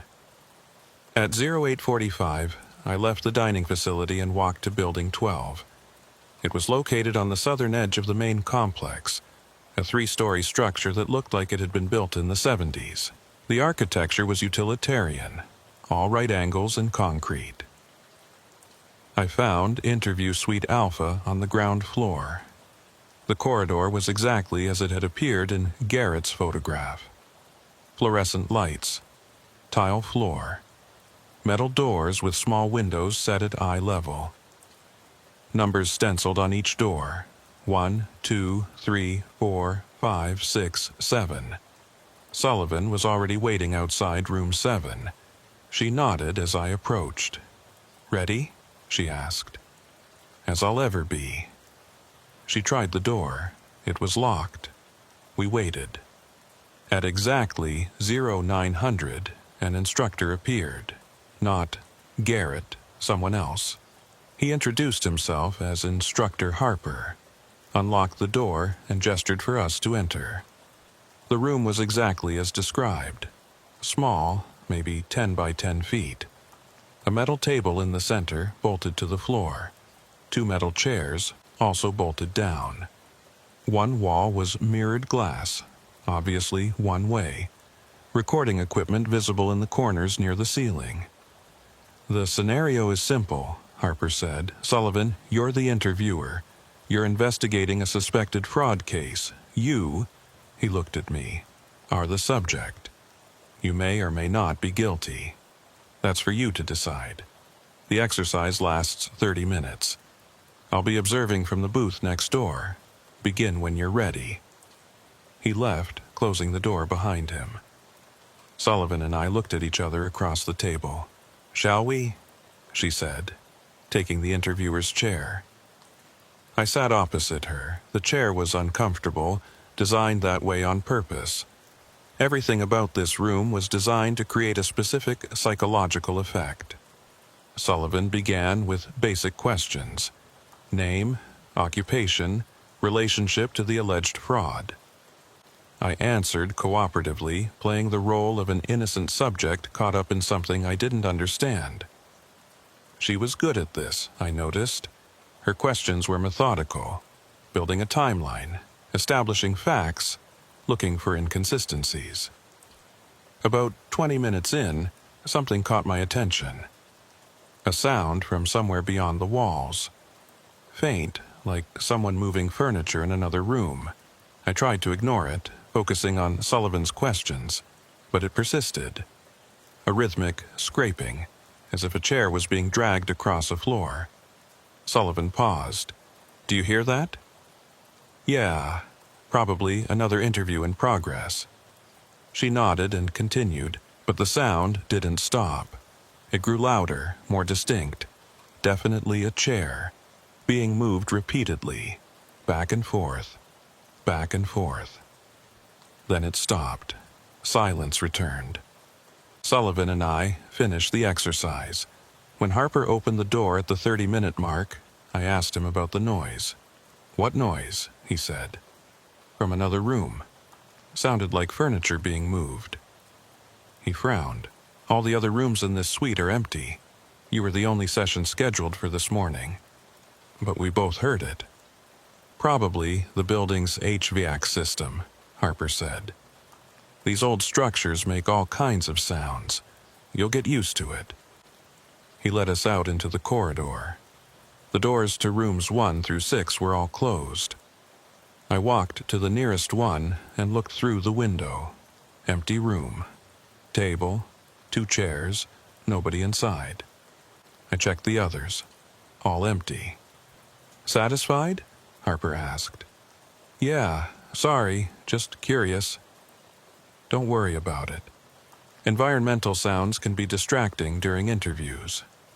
Part of the training is learning to maintain focus despite distractions. You'll do better next time." Sullivan and I left Building 12 together. Outside, the morning sun was bright, the air warming up. Normal spring day. "That was weird," she said. "The noise?" "Yeah. I could have sworn it was coming from the room next to ours." "Harper said the building makes sounds." "Maybe." She didn't sound convinced. "You have another session this week?" "Thursday, same room. Let me know if you hear it again." We went our separate ways. I had a class on federal law starting in 15 minutes. The rest of the day passed normally.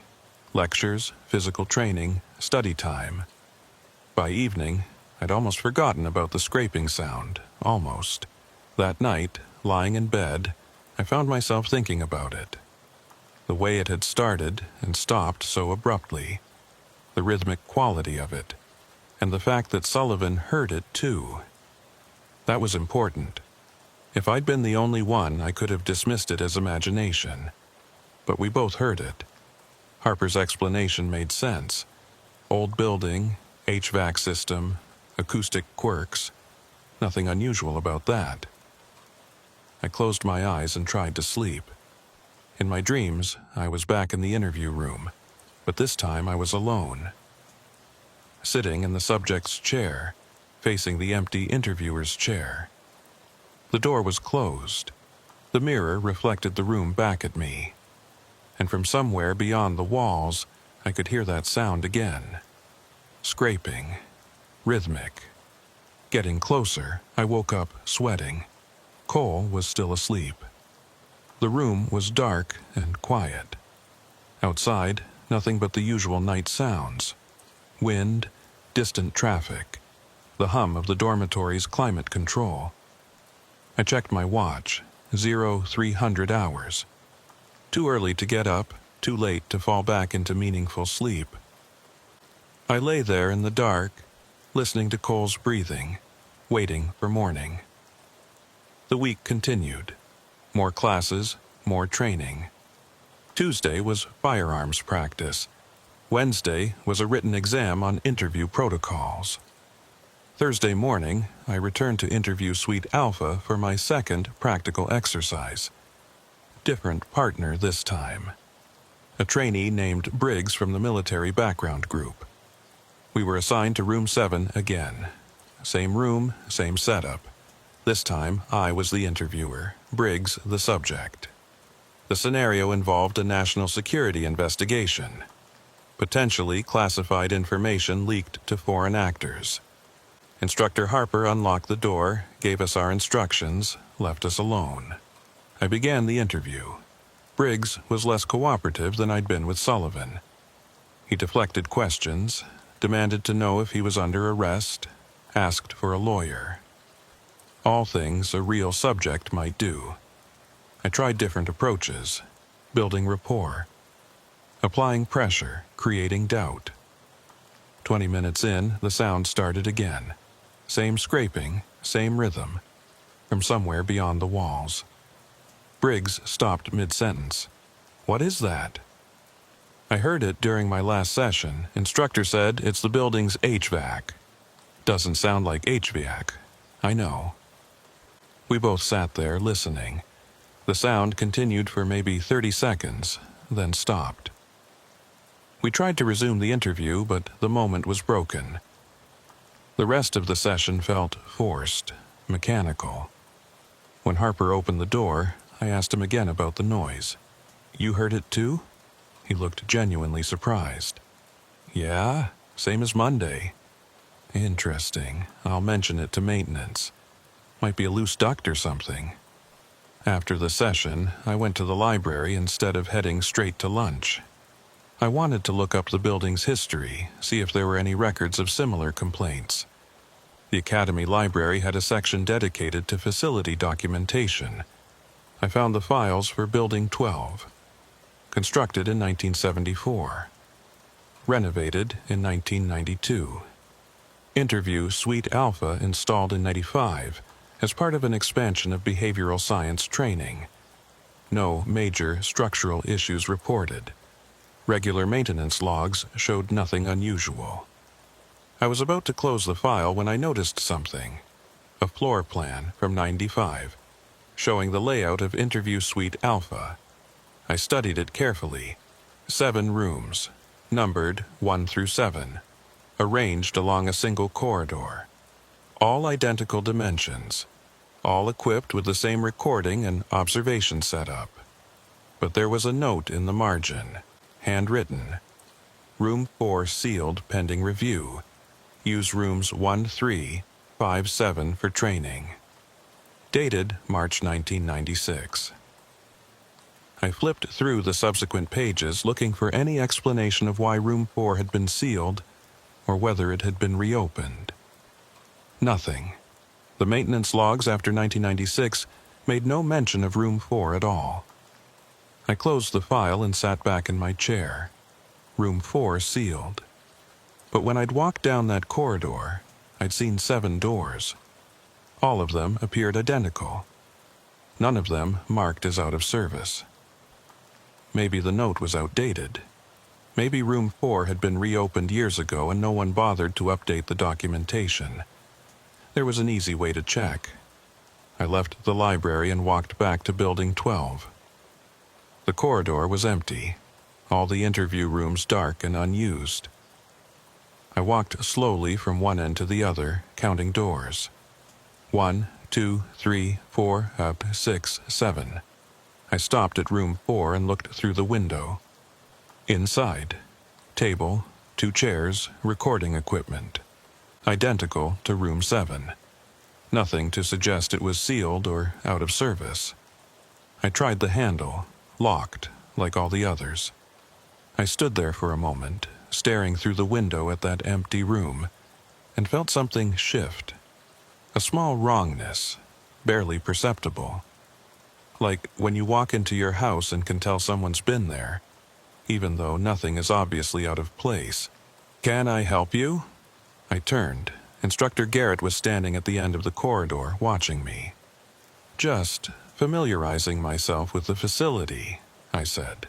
He walked toward me, his footsteps echoing off the tile floor. "You're between sessions?" You should be at lunch. I was in the library, thought I'd take a look around. He stopped a few feet away. See anything interesting? Just interview rooms. He looked at the door I'd been examining. Room 4. Something flickered across his face, too quick to read. All the rooms are identical. Once you've seen one, you've seen them all. That's what I figured. Good. Don't be late for afternoon classes. He turned and walked away. I watched him go, noting the deliberate pace, the straight posture. When he reached the end of the corridor, he looked back. Just for a second. Then he was gone. I left Building 12 and went to lunch. The dining facility was crowded, but I found Cole and Wyatt sitting together. I joined them. "How's interview training going?" Wyatt asked. "Fine. Strange, but fine." "Strange how?" I told them about the noise, the scraping sound both Sullivan and I had heard. Cole listened without comment, but Wyatt nodded.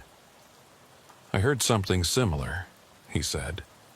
"During my session Tuesday, thought it was another interview in progress, but the instructor said all the other rooms were empty." "Which room were you in?" 7. Same room. 3 different trainees, 3 different sessions, all hearing the same sound. "Did you mention it to your instructor?" I asked. "Yeah, he said the same thing yours did. Building HVAC, old pipes, acoustic anomalies. You believe that?"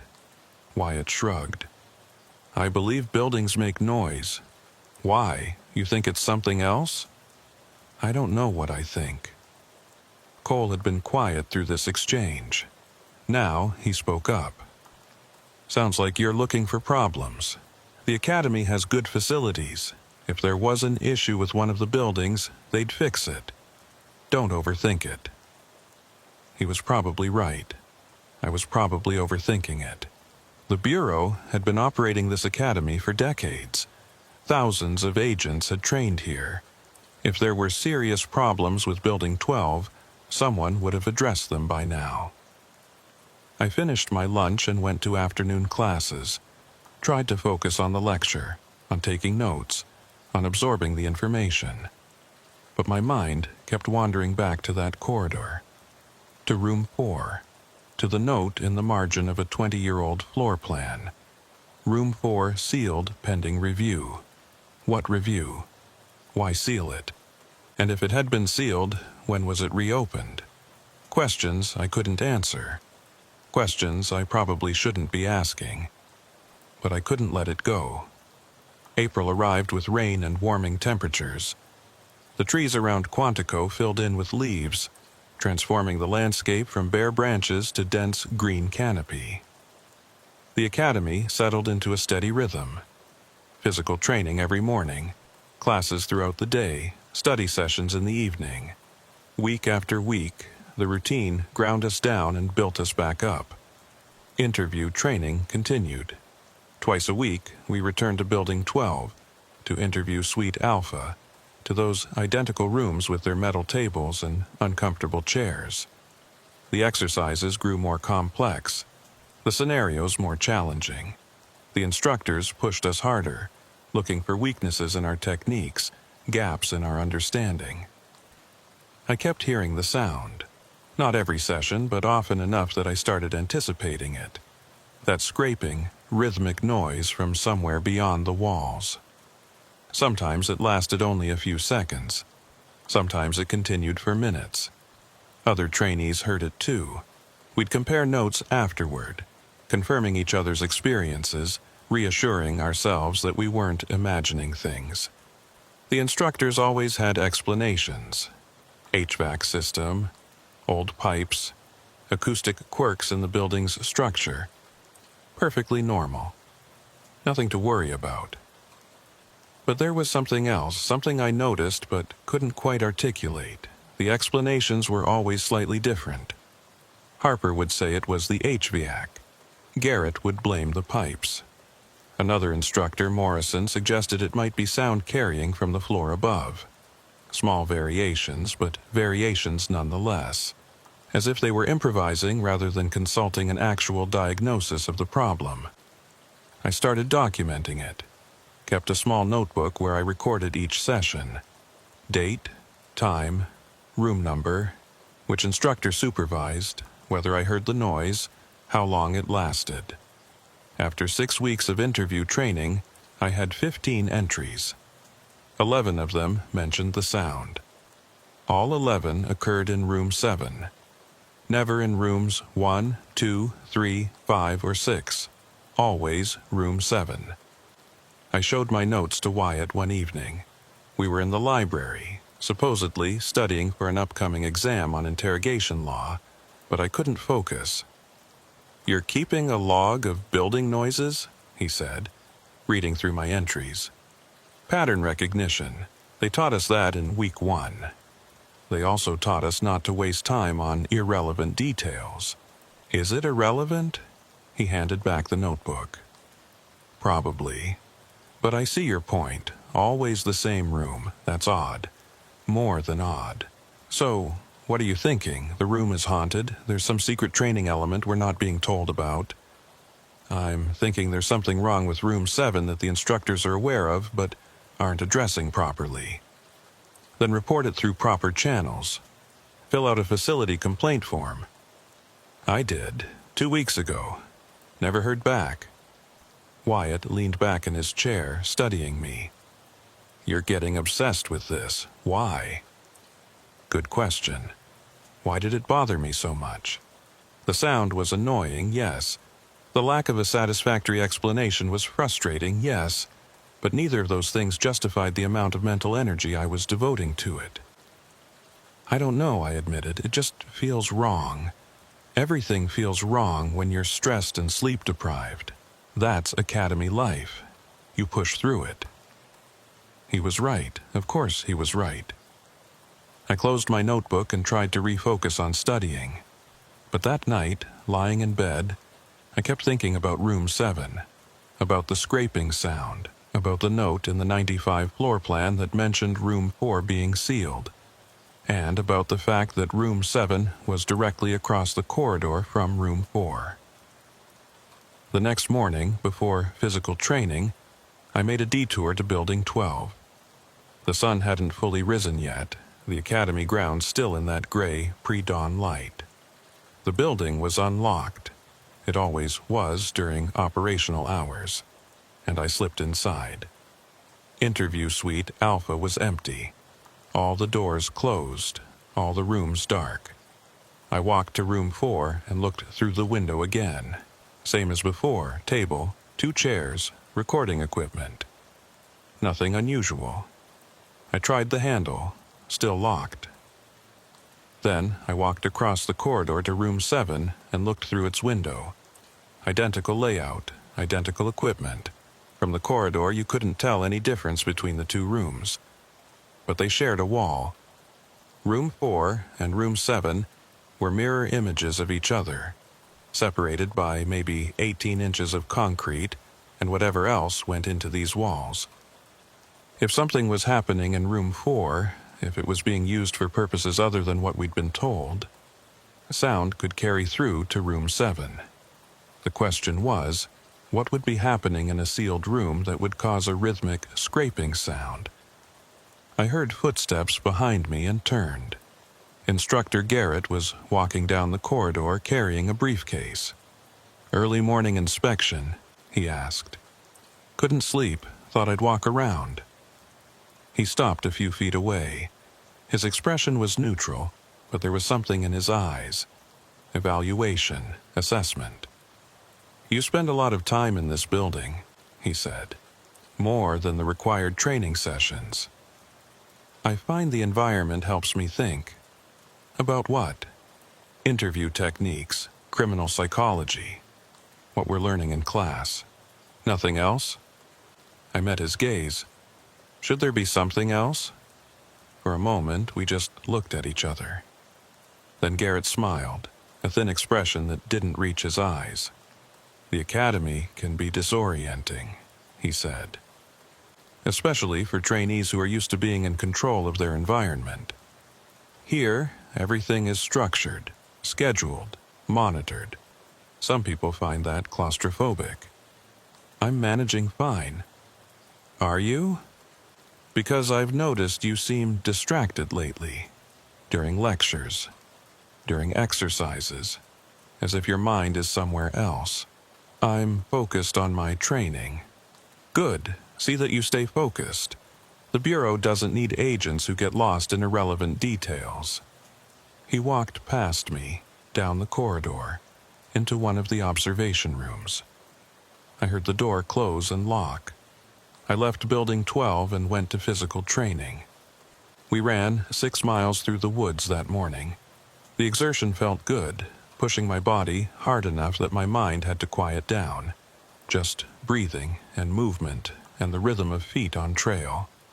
After the run, after showering and breakfast, I had another interview session scheduled.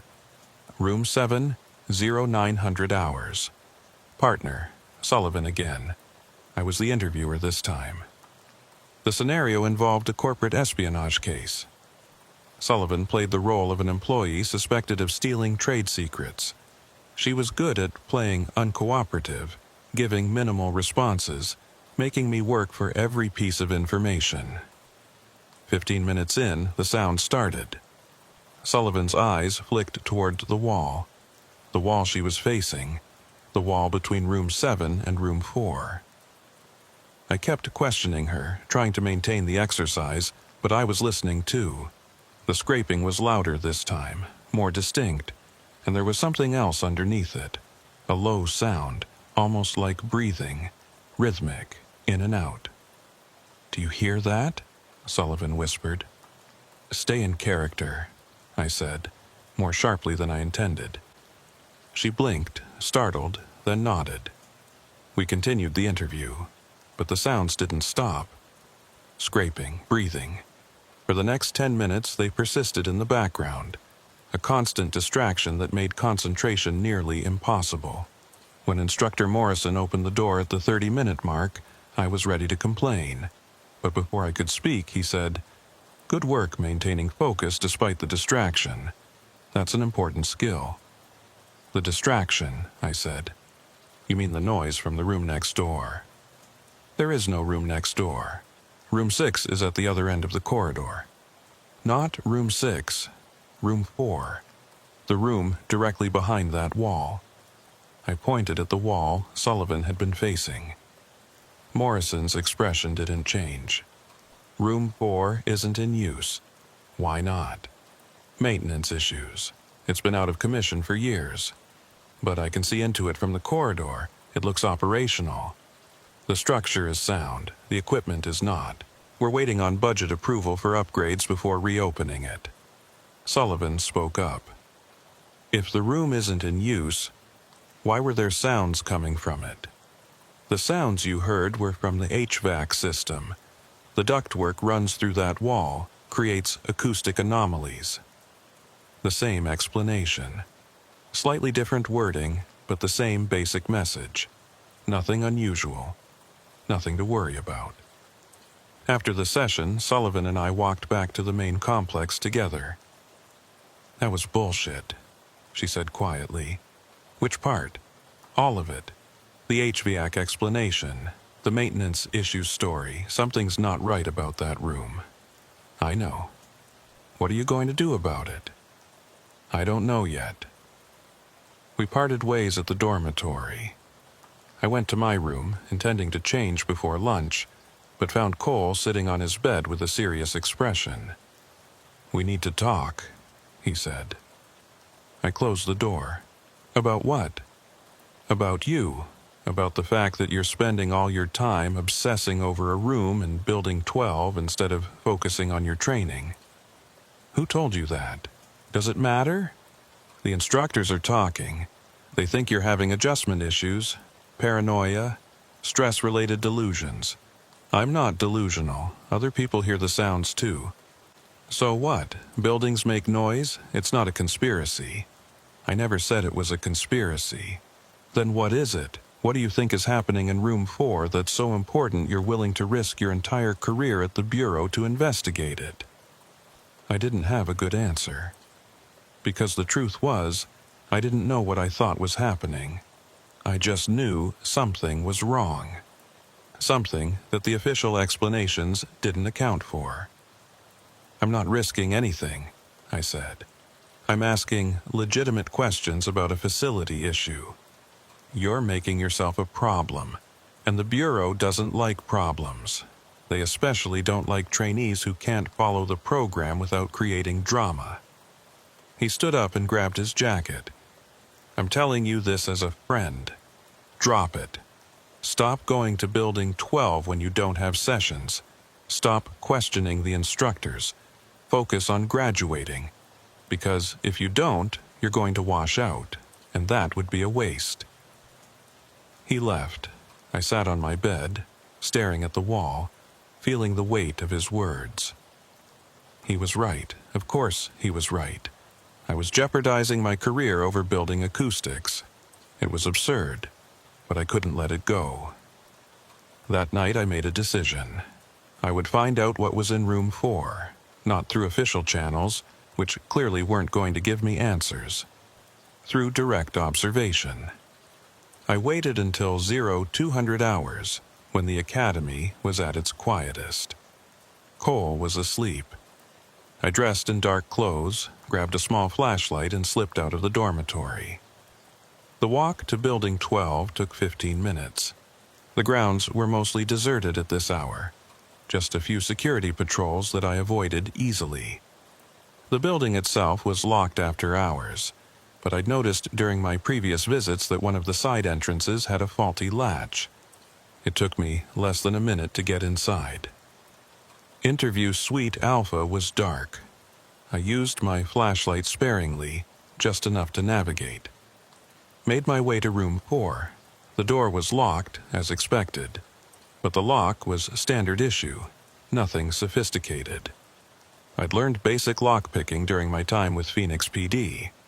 It took me about 3 minutes to work the mechanism. The door opened. I stepped inside and closed it behind me. Used my flashlight to sweep the room.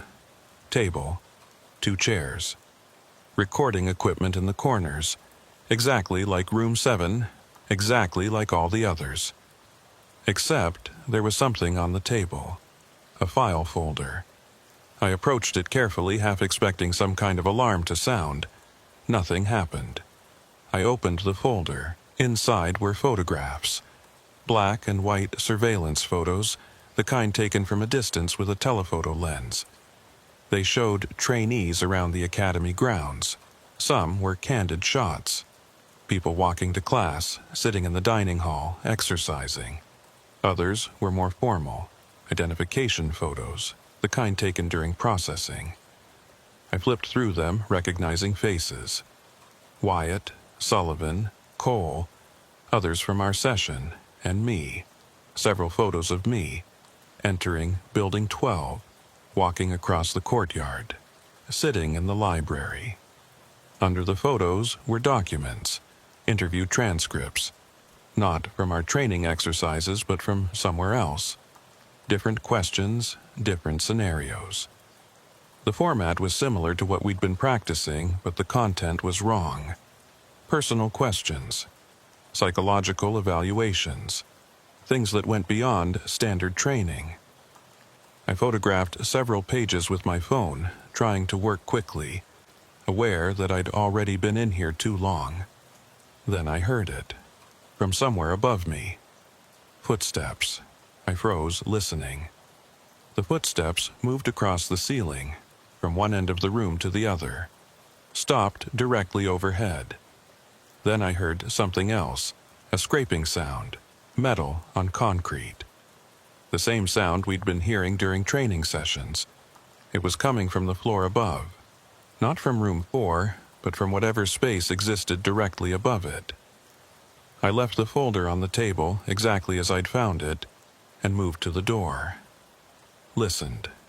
The corridor outside was silent. I opened the door carefully and looked out.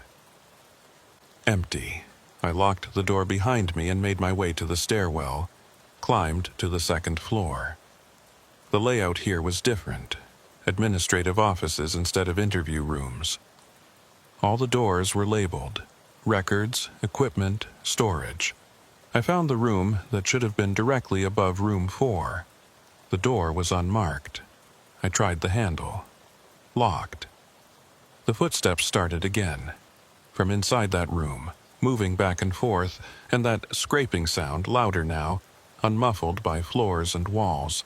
I put my ear against the door, listened. Someone was in there, working on something, moving furniture, equipment. The activity had a methodical quality, repetitive and purposeful. I knocked. Softly. The sounds stopped immediately. Silence.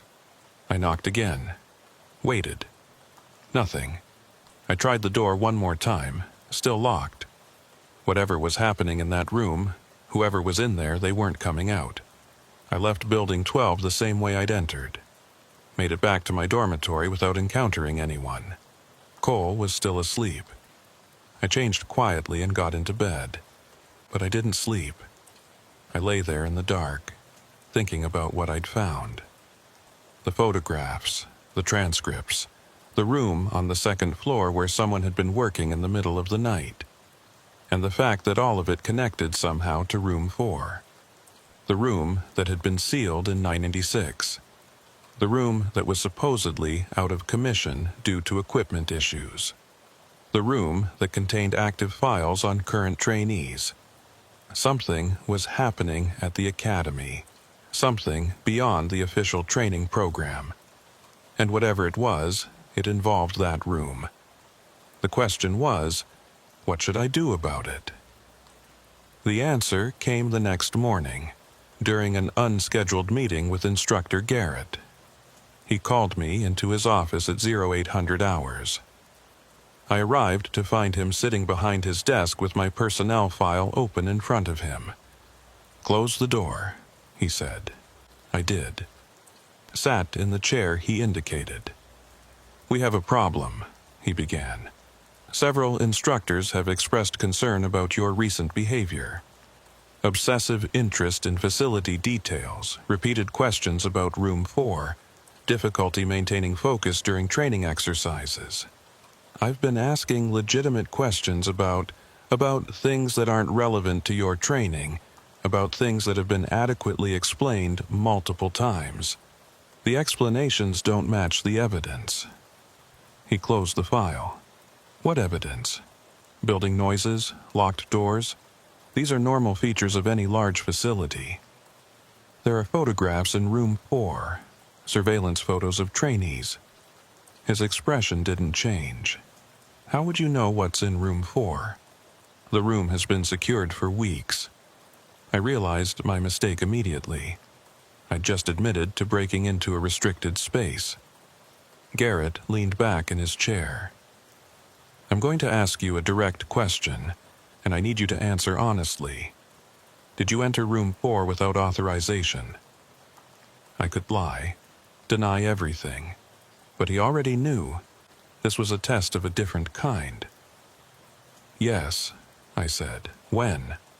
"Last night, 0200 hours. "And you saw photographs?" "Yes." "Did it occur to you that those photographs might be part of a training exercise? That we might be testing your observational skills, your judgment, your ability to respect boundaries? Is that what they were? I'm not going to validate your unauthorized entry by answering that question. What I'm going to do is give you a choice. You can accept that this is part of your training, stop asking questions, and focus on graduating. Or you can continue down this path and wash out, because that's where this leads. Not to answers, not to some grand revelation, just to a premature end to your FBI career." I sat there processing this. Everything he'd said made sense on the surface. The academy was known for psychological testing, for pushing trainees in unexpected ways. It was possible that the entire situation with room 4 was orchestrated, a test of discretion, judgment, respect for authority. But the way Garrett was watching me suggested something else. This wasn't a training exercise, this was a warning. "I'll focus on graduating," I said. "Good choice. You're dismissed." I left his office and went to class. Spent the rest of the day trying to concentrate on lectures and exercises. That night, I deleted the photos I'd taken from my phone. Threw away my notebook with all the documented observations. Cole was right. I was risking everything over something I couldn't change and didn't fully understand. I needed to let it go. But as I lay in bed that night, I kept thinking about those photographs. About the transcripts. About the locked room on the second floor where someone had been working at 0200 hours. And I knew I wasn't going to let it go. I just needed to be more careful about how I pursued it. May brought humid heat and the accelerated pace of advanced training. We were past the halfway point now, deep into specialized instruction. Firearms proficiency testing, tactical driving courses, undercover operations simulations. The days blurred together in a haze of exhaustion and adrenaline. I stopped going to Building 12 outside of required sessions. Stopped asking questions about Room 4. Played the part of a trainee who had seen the error of his ways and refocused on the program. The instructors seemed satisfied. My performance evaluations improved. Cole stopped giving me concerned looks. But I hadn't stopped investigating. I'd just changed my approach. Instead of direct observation, I started gathering information indirectly. Conversations with other trainees. Casual questions that seemed like normal curiosity. I learned that several people from our session had been called in for supplemental interviews by BSU instructors. Not as part of regular training, but special one-on-one sessions scheduled outside normal hours. Wyatt had one. So did Sullivan. A trainee named Porter. Another named Reed. When I asked what the interviews were about, they all gave variations of the same answer. Psychological evaluation, career counseling, nothing unusual. But there was something in their expressions when they said it. A careful neutrality that suggested they'd been told not to discuss it. I checked the library records, looking for any documentation of these supplemental interviews. Found nothing. Checked the official training schedule. No mention of them. They were happening off the books, outside the formal curriculum. One evening in mid-May, I was studying in the library when Sullivan sat down across from me. She looked tired, shadows under her eyes. "Can I ask you something?" she said quietly. "Sure. Have you had any weird dreams lately?" I set down my pen. Define weird. About the interview rooms. About Building 12. About being watched. Why? She glanced around, making sure no one was nearby. Because I have. Every night for the past 2 weeks. And I can't tell if it's just stress or if something else is going on. What happens in the dreams? I'm in one of the interview rooms, usually room 7. I'm sitting at the table, but I can't move. And someone's watching from behind the mirror. I can feel them watching. Then I hear sounds from the room next door. The scraping. But when I try to leave, the door won't open. The same dream I'd been having, almost word for word. "You're not the only one," I said. "What do you mean?" "I've had similar dreams. So has Wyatt. And Porter mentioned something about nightmares, though he didn't go into detail." Sullivan leaned forward. "That's not normal. 4 people from the same training session having the same nightmares. That doesn't just happen. It could be suggestion. We're all experiencing the same stressful environment. Our minds process it the same way. Or something in that building is affecting us. Like what? Toxic mold, infrasound. I don't know. But I do know that every time I have one of those supplemental interviews, the dreams get worse. Where do they conduct the interviews? Building 12, second floor. A room I'd never been in before. It's set up differently than the regular interview rooms. More comfortable chairs, different lighting, and they record everything. But they told me the recordings are for research purposes only. Won't be part of my official file. Research into what? They didn't say. Just asked a lot of questions about my thoughts, my feelings, my reactions to different scenarios. It felt more like therapy than training. I thought about the room on the second floor. The unmarked door.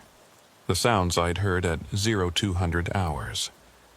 "Sullivan," I said carefully, "if I told you I thought something genuinely wrong was happening here, would you believe me?" She was quiet for a moment. "Yeah, I would, because I think so too." We looked at each other across the library table, two trainees who had independently reached the same disturbing conclusion. "What do we do?" she asked. "We gather evidence. Real evidence, not just suspicions, and we find out what's actually happening in that building." Over the next week, Sullivan and I coordinated our efforts. She focused on the supplemental interviews, trying to remember every detail, every question asked. I focused on the building itself, its layout, its access points, its patterns of use. Wyatt joined our informal investigation after Sullivan told him what we'd discussed. He was skeptical at first, but his skepticism faded when we compared notes and realized how many anomalies we'd all experienced. We met in the library late at night, when most trainees were asleep. Shared observations, built a timeline, and slowly a pattern emerged. The supplemental interviews started 3 weeks into training. They were conducted with trainees who had been assigned to Room 7 for their initial sessions. Only Room 7, never the other rooms in Interview Suite Alpha. The dreams started after the interviews, within days, sometimes hours. And there was something else, a detail so subtle we almost missed it. During regular training sessions in Room 7, time felt off. Exercises that should have lasted 30 minutes felt shorter or longer. Not dramatically, just enough to be noticeable when you check the clock afterward. "Time perception distortion," Wyatt said. "Classic sign of psychological manipulation." "Or drugs," Sullivan added. "Something in the air system, mild hallucinogen or dissociative." "That's illegal," I said. "So is unauthorized psychological experimentation. But if that's what's happening, they'd need consent. Some kind of waiver we signed without realizing what it was for." We went back through our orientation paperwork. Hundreds of pages of forms we'd signed on our first day. Most of it standard. Background checks, security clearances, medical releases. But buried in the middle, we found it. A single paragraph in a document labeled Advanced Training Authorization. "I consent to participate in research studies conducted by the Behavioral Science Unit for the purpose of improving FBI training methodologies. I understand that some research activities may not be disclosed in advance, and that participation is voluntary, but may affect training outcomes." We'd all signed it. We'd all consented to being research subjects without fully understanding what that meant. "This is insane," Sullivan said. "It's legal," Wyatt countered. "Barely, but legal. They got our consent." "For what? To mess with our heads? To give us nightmares? To do whatever they're doing in Room 4 on the second floor?" "We don't know what they're doing, not for certain." "Then we find out." I'd been dreading this moment, but I knew it was necessary. "I think I need to go back into Room 4, look at those files more carefully, see if there's any documentation of what the actual research involves." "Too risky," Wyatt said. "If you get caught again, you're out. If we don't get answers, we're just going to keep spiraling. I'd rather risk getting caught than spend the rest of my career wondering if the Bureau experimented on me during training." Sullivan nodded. "I'll go with you. 2 people can search faster than 1. We planned it for the following night, Friday. when security would be lighter due to weekend staffing patterns. Wyatt would keep watch from outside the building, text us if anyone approached. At 0100 hours, we met outside the dormitory, dressed in dark clothes, flashlights in our pockets, phones on silent. The walk to Building 12 was tense but uneventful. Wyatt took up position near the side entrance while Sullivan and I went inside. The corridor of Interview Suite Alpha was even more unsettling at night. Emergency lighting cast long shadows. The air felt stale, recycled too many times. I picked the lock on room 4 again. It went faster this time, muscle memory from my previous visit. Sullivan and I entered and closed the door behind us. The folder was still on the table. I opened it while Sullivan used her phone to photograph everything. More surveillance photos. More transcripts. But this time I looked more carefully at the documents underneath. They were research reports, dated throughout the current training session. Observational notes on trainee behavior, physiological responses, psychological assessments. The language was clinical, detached.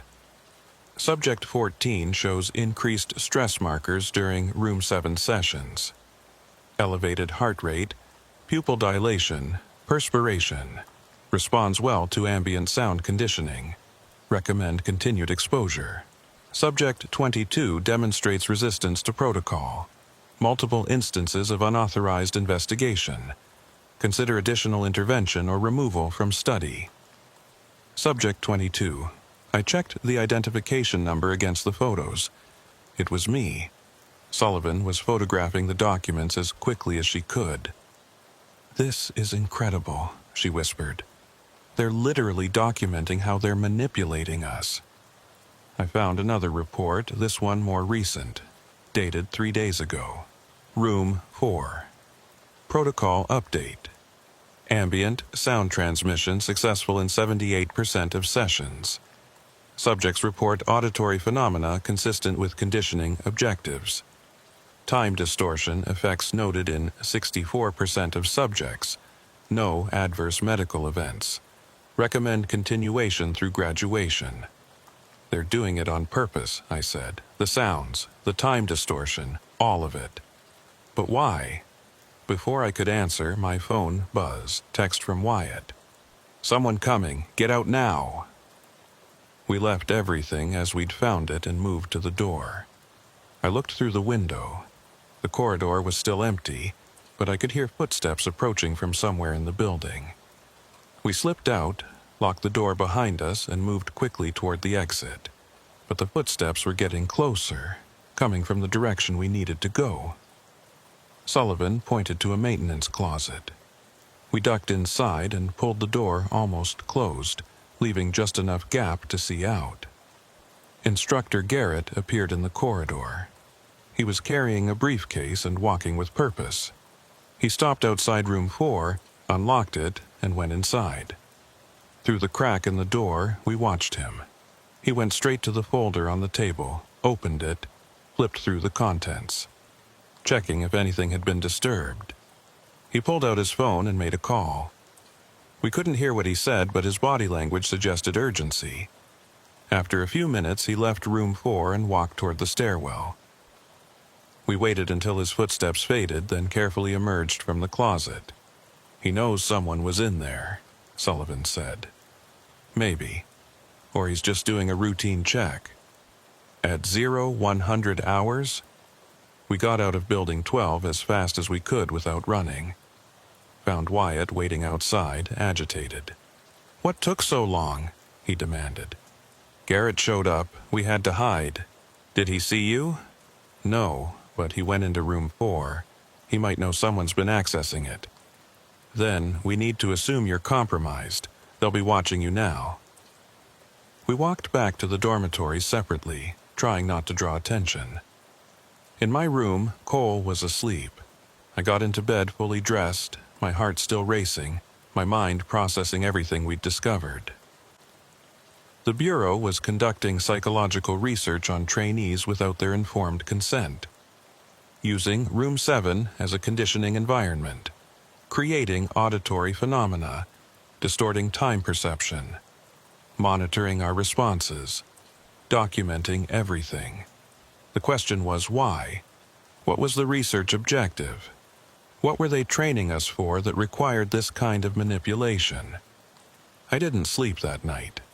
Just lay there staring at the ceiling, listening to Cole's breathing, waiting for someone to knock on the door and tell me I was expelled. The knock came at 0600 hours. Not expulsion. Summons. Instructor Garrett wants to see you immediately. I got dressed and followed the messenger to Building 12. Garrett's office was on the second floor, the same floor as that unmarked room where I'd heard sounds during my previous unauthorized visit. He was waiting behind his desk when I entered. His expression was carefully neutral.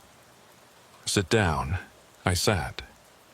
"We have security footage," he said, without preamble, "of you and trainee Sullivan entering Interview Suite Alpha last night without authorization, for the second time in your case." I didn't respond. There was nothing to say. "You were warned after your first violation. You chose to ignore that warning, and you involved another trainee, which makes this even more serious. We were investigating. You were trespassing, breaking and entering, violating the terms of your training agreement. These are grounds for immediate dismissal." He opened a folder on his desk. Inside, I could see documents. Termination paperwork, probably. "However," he continued, "the behavioral science unit has a different perspective. They see your initiative as potentially valuable. Your investigative instincts are good. Your observational skills are excellent. You identified anomalies that most trainees miss entirely." I blinked. This wasn't the conversation I'd expected. "What are you saying?" "I'm saying we'd like to offer you a choice. You can accept termination and leave the academy today. Or you can agree to participate fully in the BSU research program, with complete awareness of what it entails, and continue your training." "What does it entail?" He pulled out another document. "This is a detailed consent form. It explains the nature of the psychological research being conducted, the methodologies, the objectives, the potential risks and benefits. If you agree to participate, you'll continue training as normal. You'll graduate with your class, and you'll have contributed to important research that will improve FBI training for future generations. And if I refuse, you'll be dismissed for violating academy regulations. Your application to the Bureau will be permanently denied. You'll return to whatever career you had before Quantico." I took the document and read it carefully. It was remarkably candid. The BSU was studying advanced psychological conditioning techniques for high-stress operational environments. They were using Interview Suite Alpha, specifically Room 7, as a laboratory. The ambient sounds were indeed artificially generated. The time distortion was induced through environmental manipulation that wasn't further specified. The supplemental interviews were intensive psychological assessments. The objective, according to the document, was to determine whether trainees could be conditioned to maintain performance under extreme psychological pressure while retaining the ability to question and investigate anomalies, a balance between compliance and critical thinking essential for undercover operations. "Room 4, I said. "What's its role in this?" "Room 4 is the control center, where we monitor Room 7 sessions, where we generate the conditioning stimuli, where we store research data." "And the room above it? The unmarked room on the second floor?" Garrett's expression flickered. "You've been very thorough. That room is where we conduct advanced analysis, late-night research sessions when the building is otherwise unused." "Why not just tell us from the beginning? Why make it secret?" "Because the research is testing whether trainees can identify and investigate psychological manipulation while it's happening to them. If we told you in advance, the results would be meaningless. We need authentic responses. I set down the document. So, everyone who's been in room 7, we're all part of this? Not everyone. Only those who demonstrated specific psychological profiles during initial screening. You, Sullivan, Wyatt, Porter, Reed, and a few others. About 15 trainees from your session. And the rest? Standard training. They use rooms 1, 2, 3, 5, and 6. Only our research subjects use room 7. I thought about this. It made a kind of sense. The Bureau would want to test new training methodologies before implementing them broadly.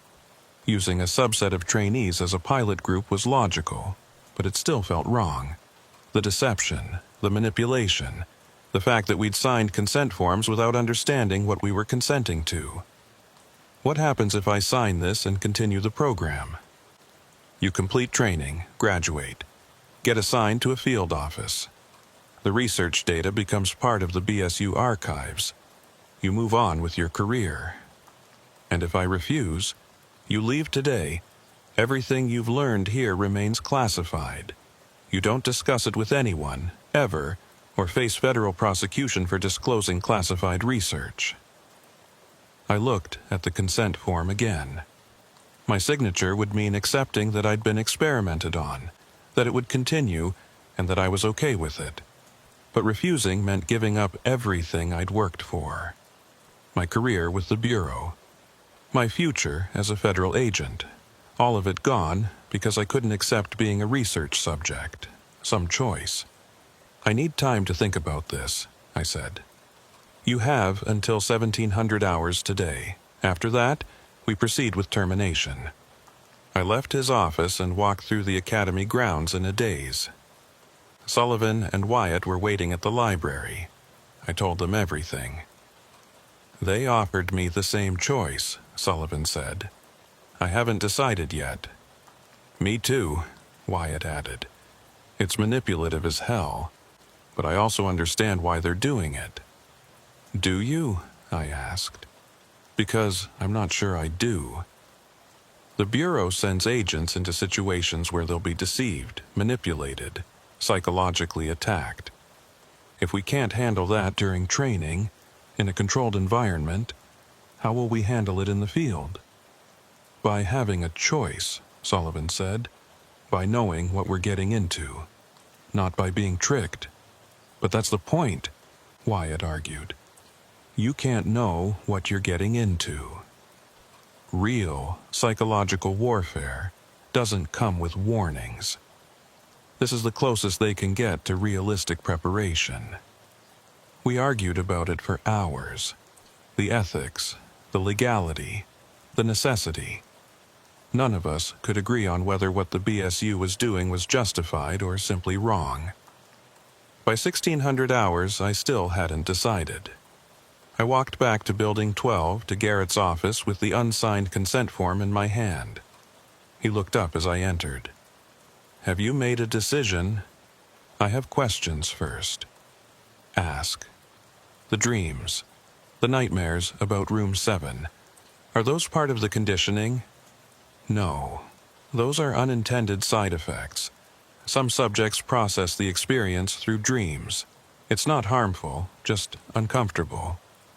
What about long-term effects? Will this conditioning stay with me after graduation? Unknown.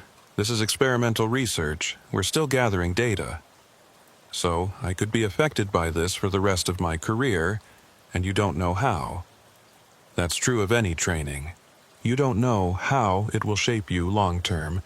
This is just more intensive. I set the form on his desk, unsigned. I can't do this, I said. I can't consent to something when you can't tell me what the long-term consequences are.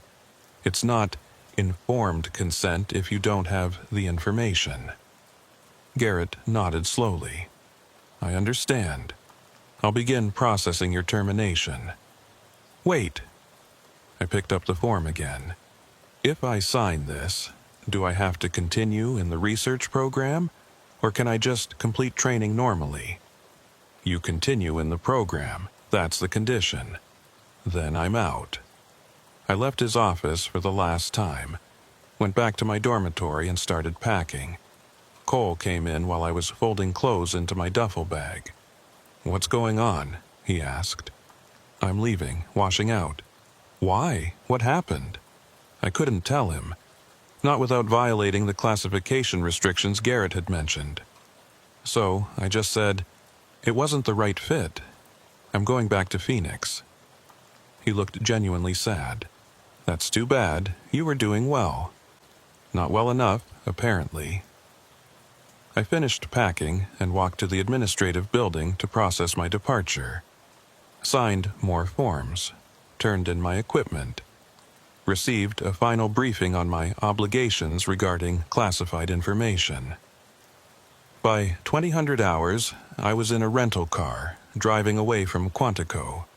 In my rearview mirror, the academy lights faded into the Virginia woods. I felt relief and regret, and a nagging question that wouldn't leave me alone. Had I made the right choice? I returned to Phoenix and tried to resume my old life. Got my detective job back with the police department. Moved into a small apartment near downtown. Fell back into familiar routines. But nothing felt the same. The dreams continued. Every few nights I'd find myself back in room 7, sitting at that metal table, hearing sounds from the room next door. Sometimes the door would open and Garrett would walk in. Sometimes it was Sullivan or Wyatt. Sometimes I was alone. Always, I felt like I was being watched. After 6 months, I couldn't take it anymore. I started looking for answers, called Sullivan, who had signed the consent form and graduated. She was assigned to the Detroit field office. "How are you doing?" I asked. "Fine," she said. Her voice sounded strained. "Really?" Long pause. "No, not fine. The dreams haven't stopped, and sometimes during regular interviews, I hear things. Sounds that aren't there. My supervisor thinks I'm having auditory hallucinations. They sent me to a psychologist." "What did the psychologist say?" "That it's PTSD from academy training, which is probably true. But they don't know about the BSU research. I can't tell them." "Classification. Does it affect your work?" "Sometimes. I can manage it, mostly." We talked for another 20 minutes. She told me about Wyatt, who had also graduated but was struggling with similar issues. About Porter, who'd had a breakdown during his first field assignment and was on medical leave. About Reed, who'd washed out during week 18 for reasons no one would specify. The research program had consequences. The BSU knew it. They were documenting it. And they were continuing anyway because the data was valuable. I called Garrett, left a message at the academy. He called back 2 days later. "I wondered when I'd hear from you," he said. "I need to know something. The trainees who participated in the research and graduated, are they okay?" Define okay. "Are they experiencing long-term psychological effects?" "Some are. We're monitoring them, providing support when needed." "Support like what? Therapy? Medication?" "Both, in some cases. But overall, they're performing well in their assignments. The conditioning is working as intended." "And the side effects? The dreams, the auditory phenomena?"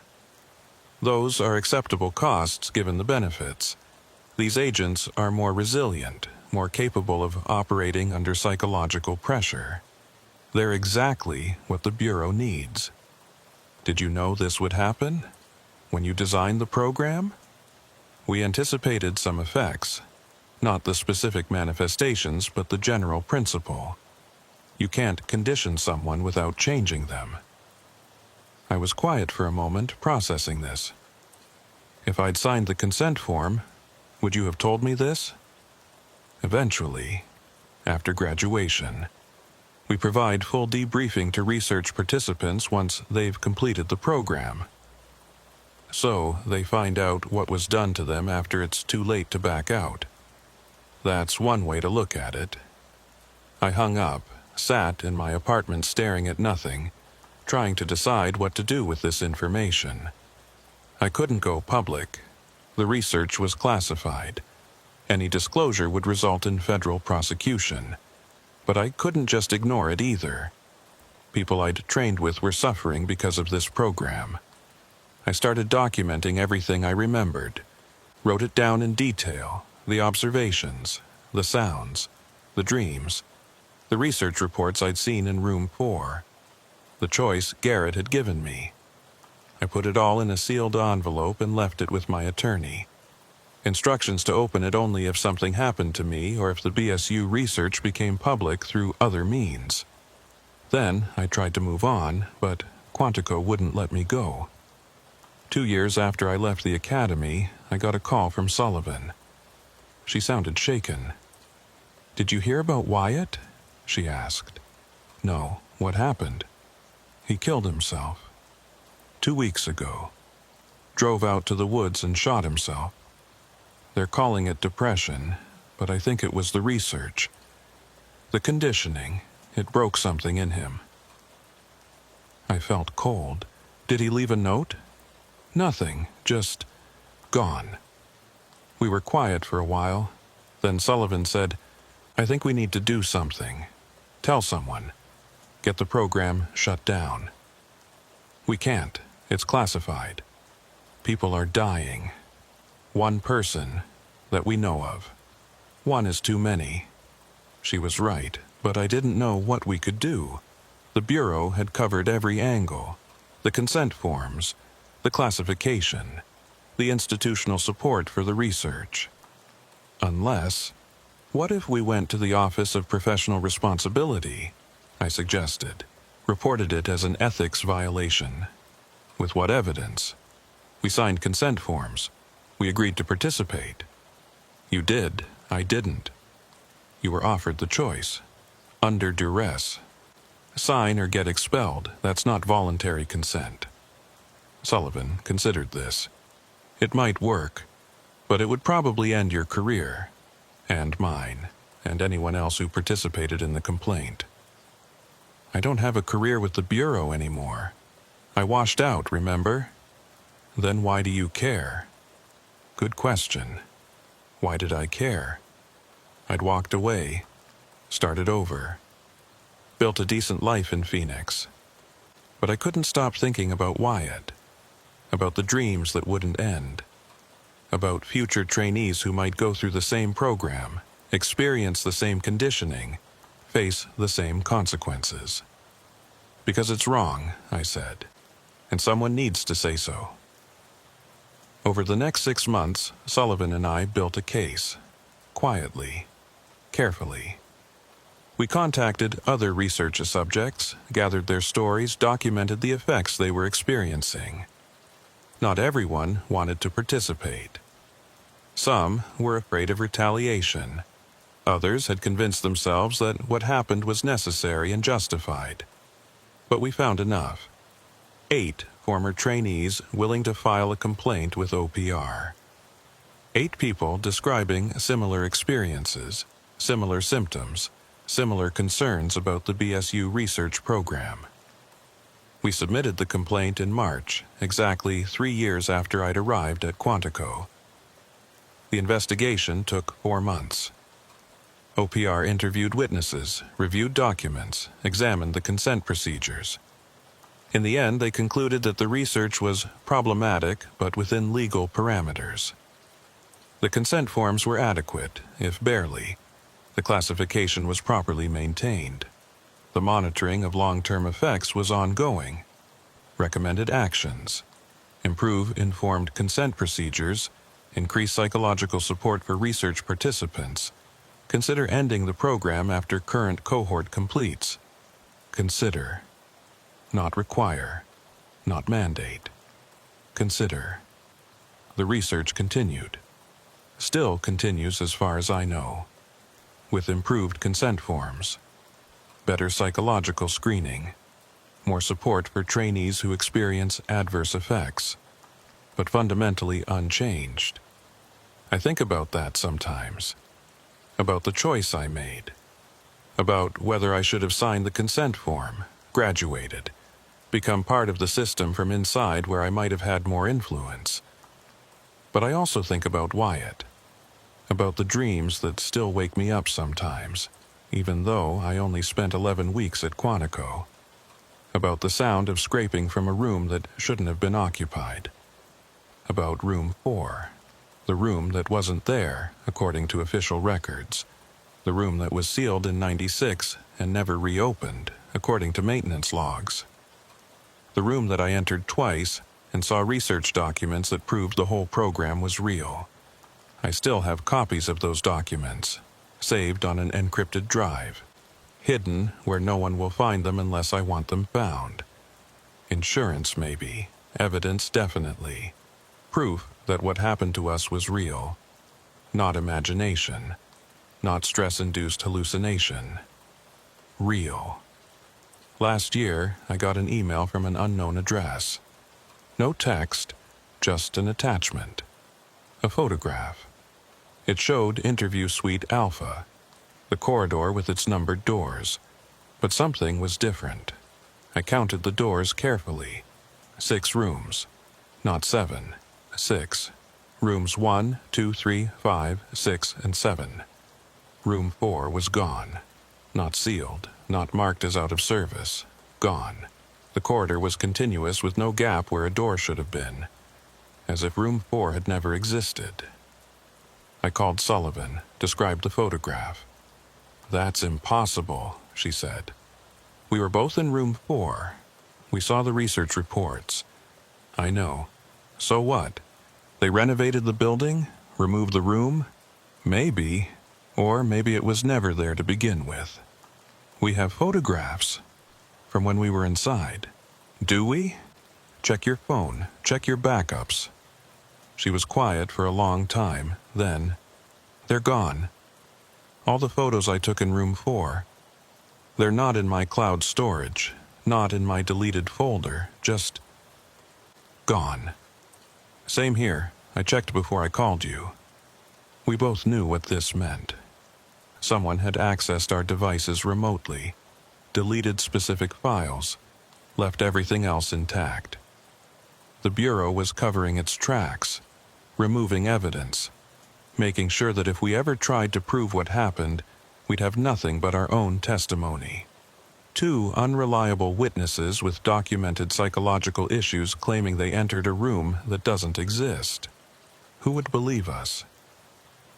I still dream about Quantico, about walking down that corridor, counting doors, about the sounds from the room next door, about sitting in the interviewer's chair and feeling watched. But now, in the dreams, when I look at the wall between room 7 and the space where room 4 used to be, I see something different. I see myself on the other side of the mirror, looking back, and I don't know which version is real. The one sitting in the chair, or the one behind the glass, watching, recording, taking notes. Maybe both, maybe neither. Maybe the research never ended. Maybe it just changed format.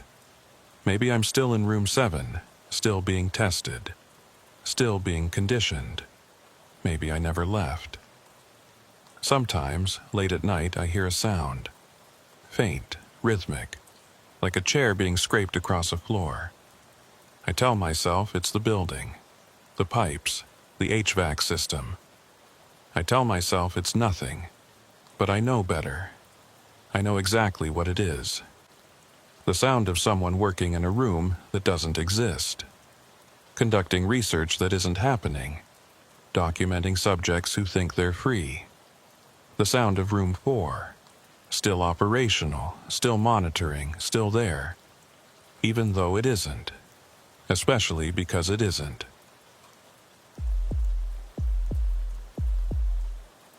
The briefing happened on a Wednesday afternoon in late October.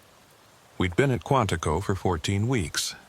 All 43 trainees from our session assembled in an unfamiliar lecture hall at the far edge of the academy complex. The instructor who entered wasn't one of our regulars. He introduced himself as Coordinator Mason. Mid-40s, buzz cut going gray, extensive field experience evident in his bearing. "What I'm about to describe is classified training," he began. "You will not discuss it with anyone outside official academy channels. Understood?" We nodded. By week 14, we knew better than to ask questions prematurely. "You've been selected for Protocol 9, a nighttime tactical exercise testing your ability to operate under uncertainty, limited information, and psychological stress. Friday night, 2200 hours. You'll deploy in teams of 3 to remote areas. Your objective: locate and secure a designated target." He showed a topographical map. "Each team receives coordinates and basic equipment.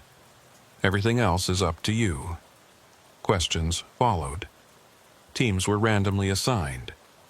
Radio checks every 30 minutes. Medical support available, but teams should be self-sufficient. Mason answered with measured precision, never quite providing full clarity, which was probably intentional. "Team assignments posted tomorrow evening. Report to Equipment Depot Friday at 2100 hours. Dismissed." My roommate Carter, a former Marine, wasn't concerned. "Sounds standard. We did these all the time in the Corps." "Then why classify it?" He shrugged. "FBI protocols." But something felt off. The unfamiliar building, the unknown instructor, the emphasis on secrecy. That evening, I searched the Academy library for references to Protocol 9. Nothing. No curriculum guides, no session reports, no mention anywhere. I asked trainees from earlier sessions. Most had never heard of it. One second-year agent gave me a strange look. "You're doing Protocol 9?" he asked. "Friday night. Why?" "Just be careful. Follow instructions exactly. Don't improvise." "What happened during yours?" "We didn't have one, but I've heard things. People who've done it don't like talking about it afterward." Thursday brought team assignments. I was Team 9 with Briggs, competent, former law enforcement, and Ellis, quiet but solid. We met that evening to discuss strategy. Ellis noticed something odd. "Why 13 teams? 43 trainees means uneven numbers. Everything at the academy is precise. There's a reason for 13. We couldn't figure it out. Friday arrived cold and tense. At the equipment depot, we received standard gear: flashlights, GPS, radio, water, first aid. Mason handed each team a sealed envelope. "Don't open until you reach your starting position. Transport at 2200 hours." The vans were windowless. We couldn't see where we were going. After 25 minutes of disorienting turns, our van stopped. "Team 9, you're up." We stepped into complete darkness. The van disappeared immediately, taillights fading into trees. Ellis opened the envelope. Inside, coordinates for Point Echo, an abandoned observation post. A straight-line distance, 3 miles through dense forest. A photograph showed a small concrete structure with a metal door. We checked our radio. "Team 9 to base, radio check." "Base to Team 9, we copy. Proceed to objective. Check in at 2230. We started walking northeast. The forest at night was alive with sounds, every shadow suggesting movement. After 15 minutes, we saw a light ahead, a Coleman lantern hanging from a tree. Underneath, surveying equipment, orange flags, a grid pattern. Professional setup. Recently placed, but no one around. "Survey crew at 2200 on Friday." Ellis shook his head. "This doesn't make sense." We continued. The terrain grew steeper. At 2230, we radioed in. En route, no issues. Around 2250, we heard a voice, distant but distinct, calling something we couldn't make out. It came again, clearer, a name we didn't recognize. "Another team?" Briggs suggested. "Briefing said we wouldn't encounter other teams." We tried radioing base about the voice. Static. No response. The radio was dead. "Battery's fine. Signal shows coverage, but nothing's getting through," Briggs said. We pressed forward. 20 minutes later, wood smoke. We found a campfire burning in a clearing. No one around. More orange surveying flags. "Definitely staged," I said. "Testing if we stay focused or get distracted." Briggs tried the radio again. "Team 9 to base. Scheduled check-in." Still nothing. "We should abort," Ellis said. Loss of communications wasn't in the briefing. "We're only a mile from the objective," Briggs countered. We continued. At 23:47, Ellis checked the GPS. 200 yards. Lights ahead through the trees. Not natural. Portable floodlights illuminating a small concrete structure. Point echo. Exactly matching the photograph, but described as abandoned. These floodlights suggested otherwise. We approached cautiously. The front door had only a keypad, no handle. But circling the structure, I found a second door. Ajar. "There's another entrance." Inside was a metal ladder bolted to the wall, descending into darkness. "Sublevel," I said. "I'm taking a look." Before Ellis could stop me, I descended. 15 feet down into a concrete tunnel, fluorescent lights flickering overhead. The tunnel extended both directions, maybe 30 feet each way. Briggs and Ellis followed reluctantly. On the wall, a detailed map of underground tunnels crisscrossing the academy grounds. Dozens of passages labeled with codes. One was marked P9.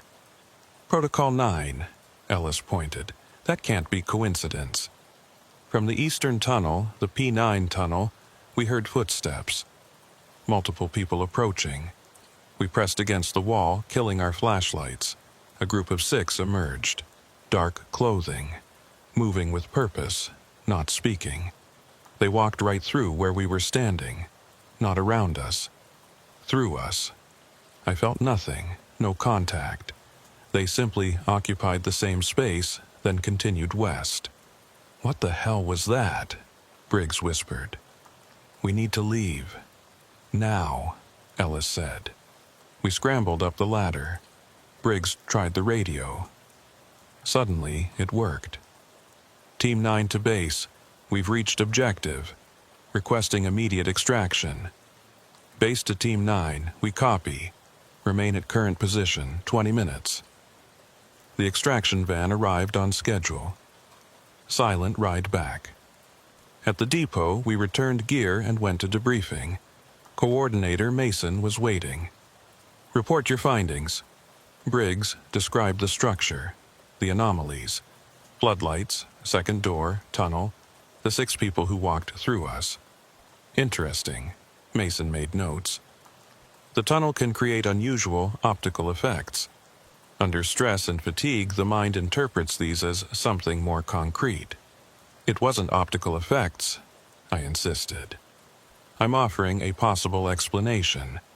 You completed your objective successfully, return to your dormitory, full session debrief Monday." We left. Ellis kept muttering, "That wasn't optical effects."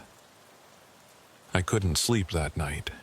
Those people had looked real, purposeful, and they'd walked through us like we didn't exist, as if we were the ones who weren't really there. The weekend passed strangely. Most Protocol 9 participants were quiet, subdued. Whatever we'd experienced had affected everyone. Saturday afternoon, I found Ellis in the library surrounded by books about the Academy's history. This land was military research facilities during World War II and the Cold War, he said, including psychological warfare research. Testing soldiers under stress, deception, confusion. They built underground facilities for controlled scenarios. He showed me a declassified 1967 report describing environmental manipulation and perceptual conditioning experiments.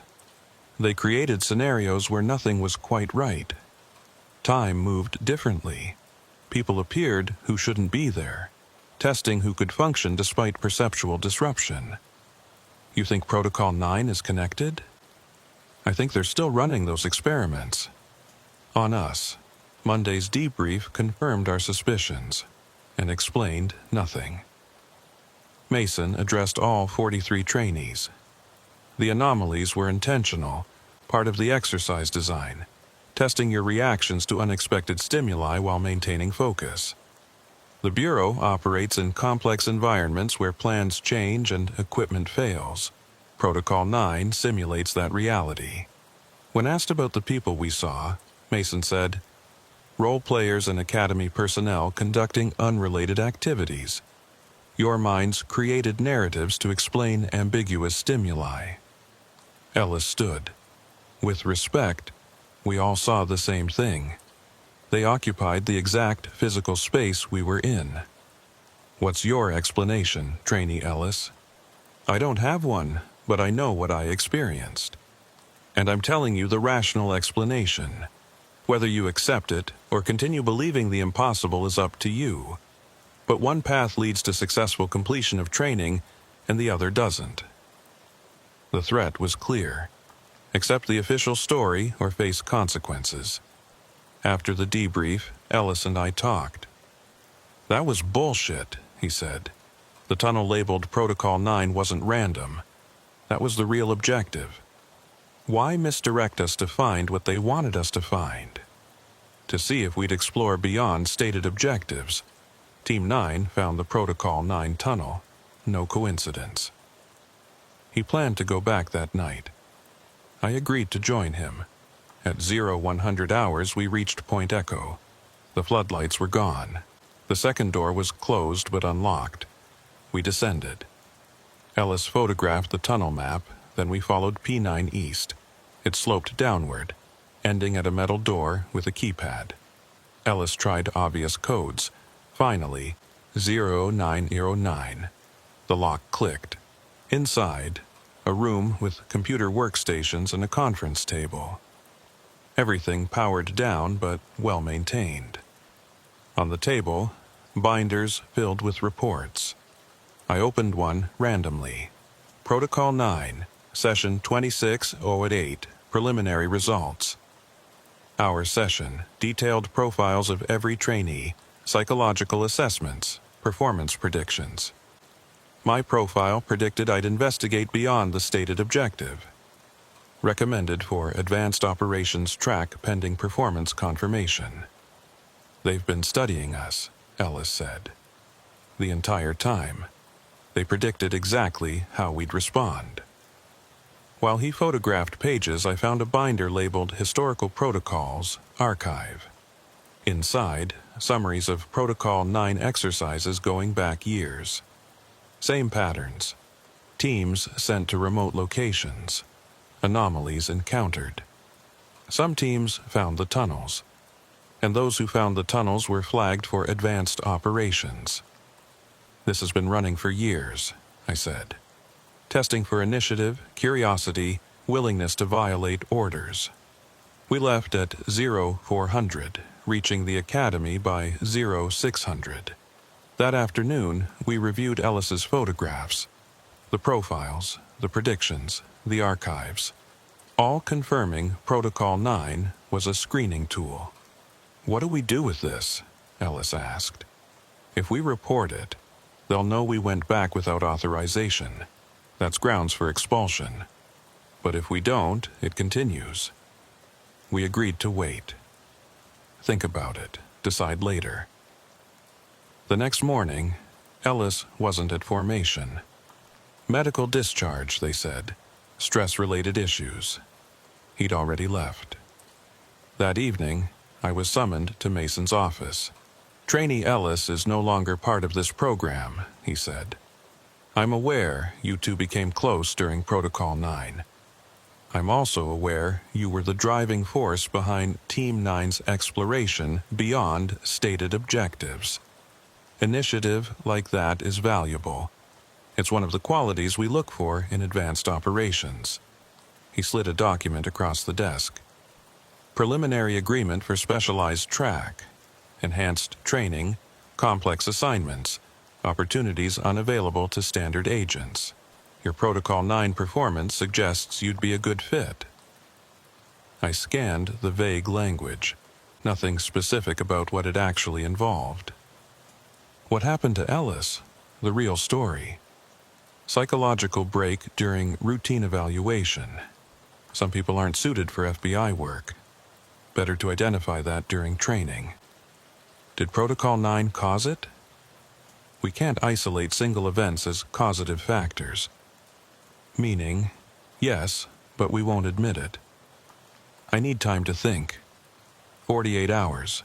5 trainees from your session are being selected. That's significant. I didn't sign. Instead, I investigated. Talked to Briggs. He'd accepted immediately. Talked to Sullivan from another class. She hadn't been selected because her team aborted early. I told Sullivan about the underground facility. She listened carefully. So you have no proof, just your word about what you saw. I know what I saw. Let's say you're right. Why would they do it? To identify people who can handle ambiguity, who won't break when reality stops making sense. That describes every good undercover agent. Exactly. They're building a pipeline for deep cover operations. The 48-hour deadline arrived. I went to Mason's office with the unsigned document. You're declining? He looked disappointed. I need more information. I can't provide details until you've agreed and received clearances. What happened to Ellis? Psychological unsuitability. Better discovered during training than in the field. How many wash out of advanced operations? About 1 in 3. It's demanding work. I'm declining, but thank you for the offer. Understand you won't get another opportunity. If you're not selected now, you won't be considered in the future. A few days later, I was summoned to Dr. Reed, a contract psychologist. This is routine, she said. I understand you declined advanced operations. I'd like to understand your reasoning. I explained my concerns. Ellis's breakdown, the 1 in 3 failure rate. Those are legitimate concerns, she said. Ellis's discharge was necessary for his well-being. He was experiencing severe anxiety and paranoid ideation. Caused by Protocol 9? Exacerbated by it. The underlying vulnerabilities were pre-existing. She leaned forward. Off the record, advanced operations isn't for everyone. Some thrive, others don't. There's no shame in recognizing you're not comfortable with that level of ambiguity. I left, wondering if the evaluation was genuine or another test. That weekend, I decided to stop investigating. Focus on graduating, starting my career. Monday morning, I was summoned to the administrative director's office. Director Warren got straight to the point. Trainee Ellis has been making concerning statements, claiming unauthorized psychological experiments, alleging Protocol 9 was misrepresented. We have reason to believe you accompanied him to a restricted facility. I can explain. I'm not interested in explanations. I want you to contact Ellis as a concerned colleague. Express worry about his mental state. Suggest professional help. Discourage him from pursuing allegations. You want me to gaslight him? I want you to help a struggling colleague. If that serves the Bureau's interests, better. And if I refuse, security footage shows you in unauthorized areas, grounds for dismissal and criminal charges. I had 24 hours. I called Sullivan. She suggested, contact Ellis but don't gaslight him. Actually listen. They can't monitor your actual conversation. I texted Ellis. He responded immediately, suggesting we meet in person at a coffee shop in his hometown. Saturday morning, I drove 3 hours. Ellis looked terrible. Thin, pale, exhausted, but not crazy, clear-eyed, coherent. They're trying to discredit me, he said. But everything I told them about Protocol 9 is true. Do you still have the photographs? They confiscated my phone. I have no evidence. Then, how can you prove it? I can't. That's the problem. He wanted collective testimony from multiple trainees. Together, we'd have credibility. We talked for an hour. Ellis described his discharge process, the psychiatric evaluation, the implicit threats. I'll think about what you've said, I told him, but I need to be careful. Are you going to help me? I don't know yet. Monday, I reported to Director Warren. Did you contact Ellis? Yes, sir. And? He's struggling, but I don't think he'll pursue allegations further.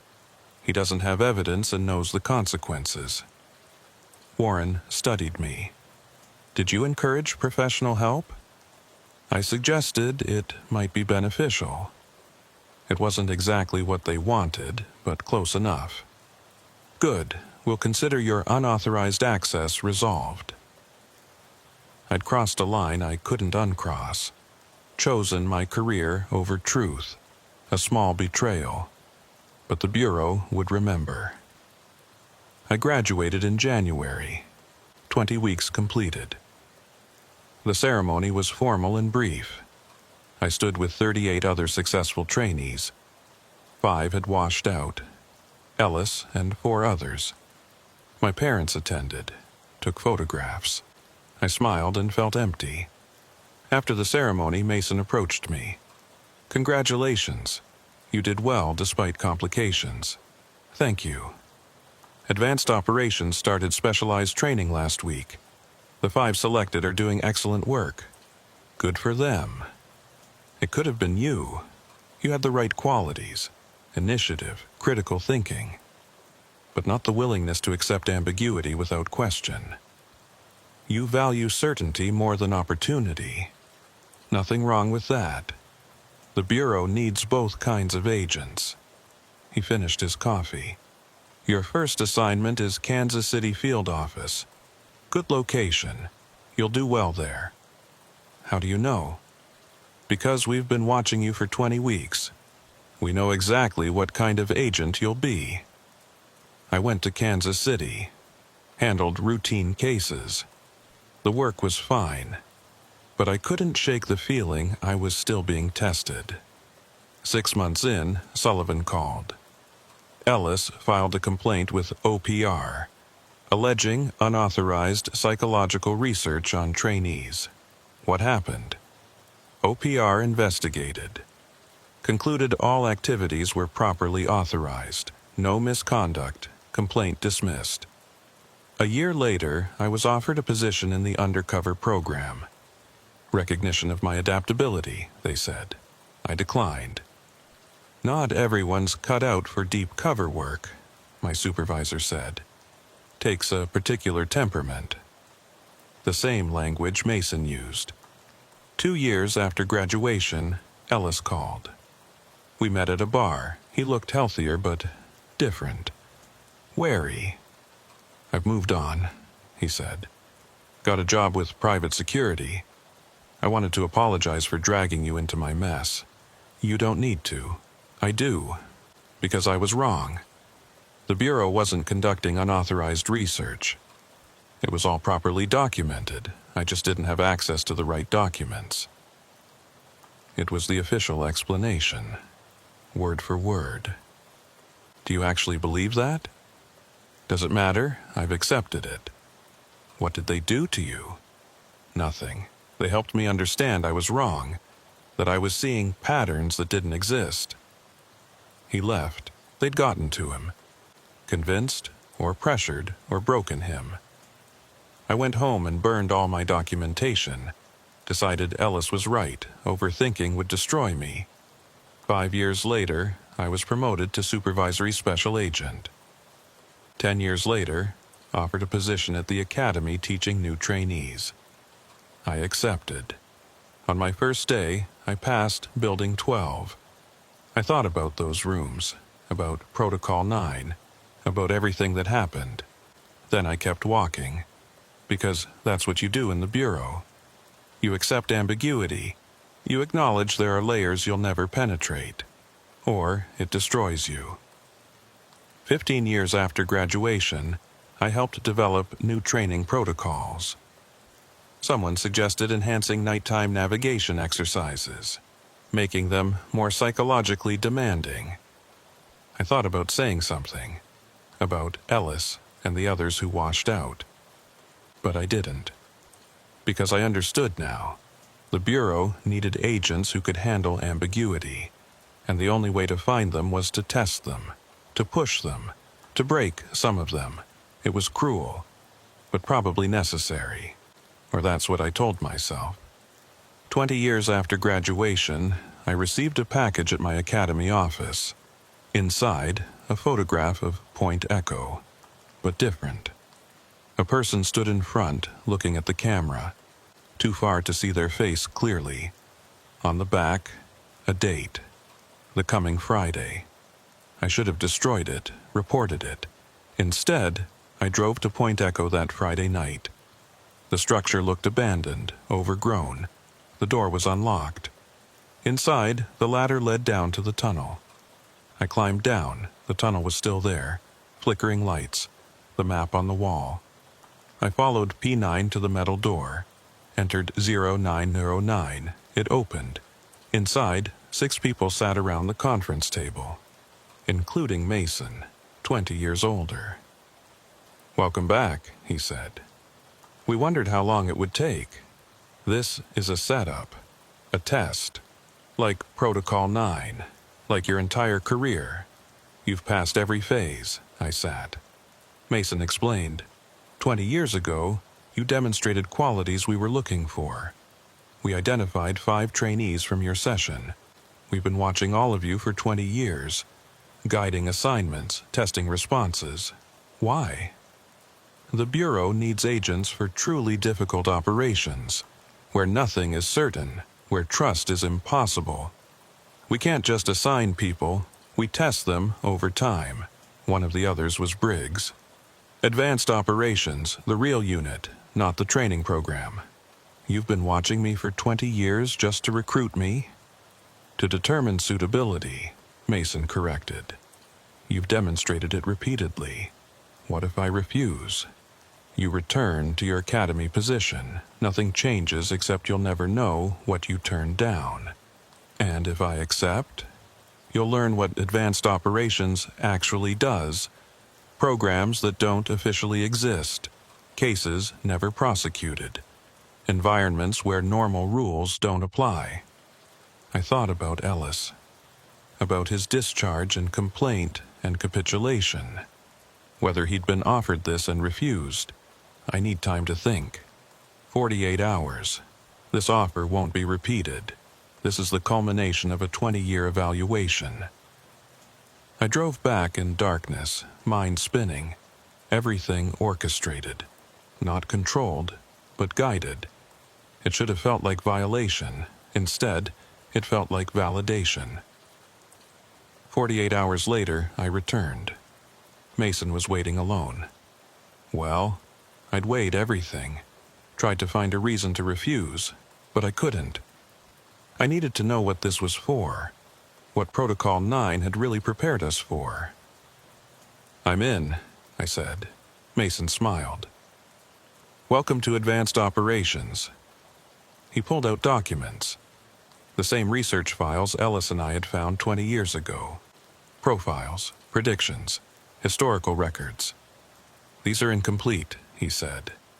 "They show one layer. There are others, deeper ones. Now you'll learn all of them."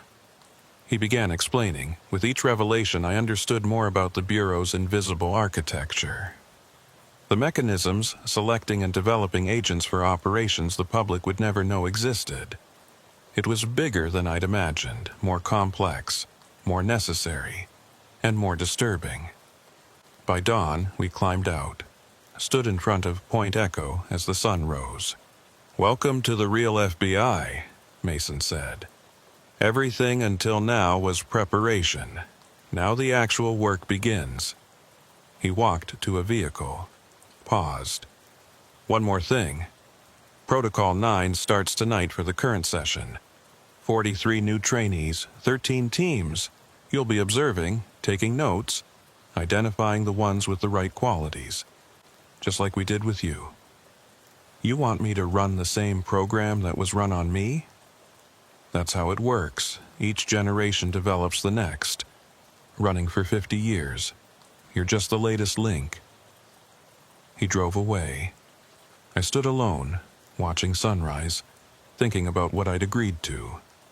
In hours, 43 trainees would assemble for a classified briefing. They'd be sent into the woods. Some would complete the basic task, some would go further. A few would find things they weren't supposed to find.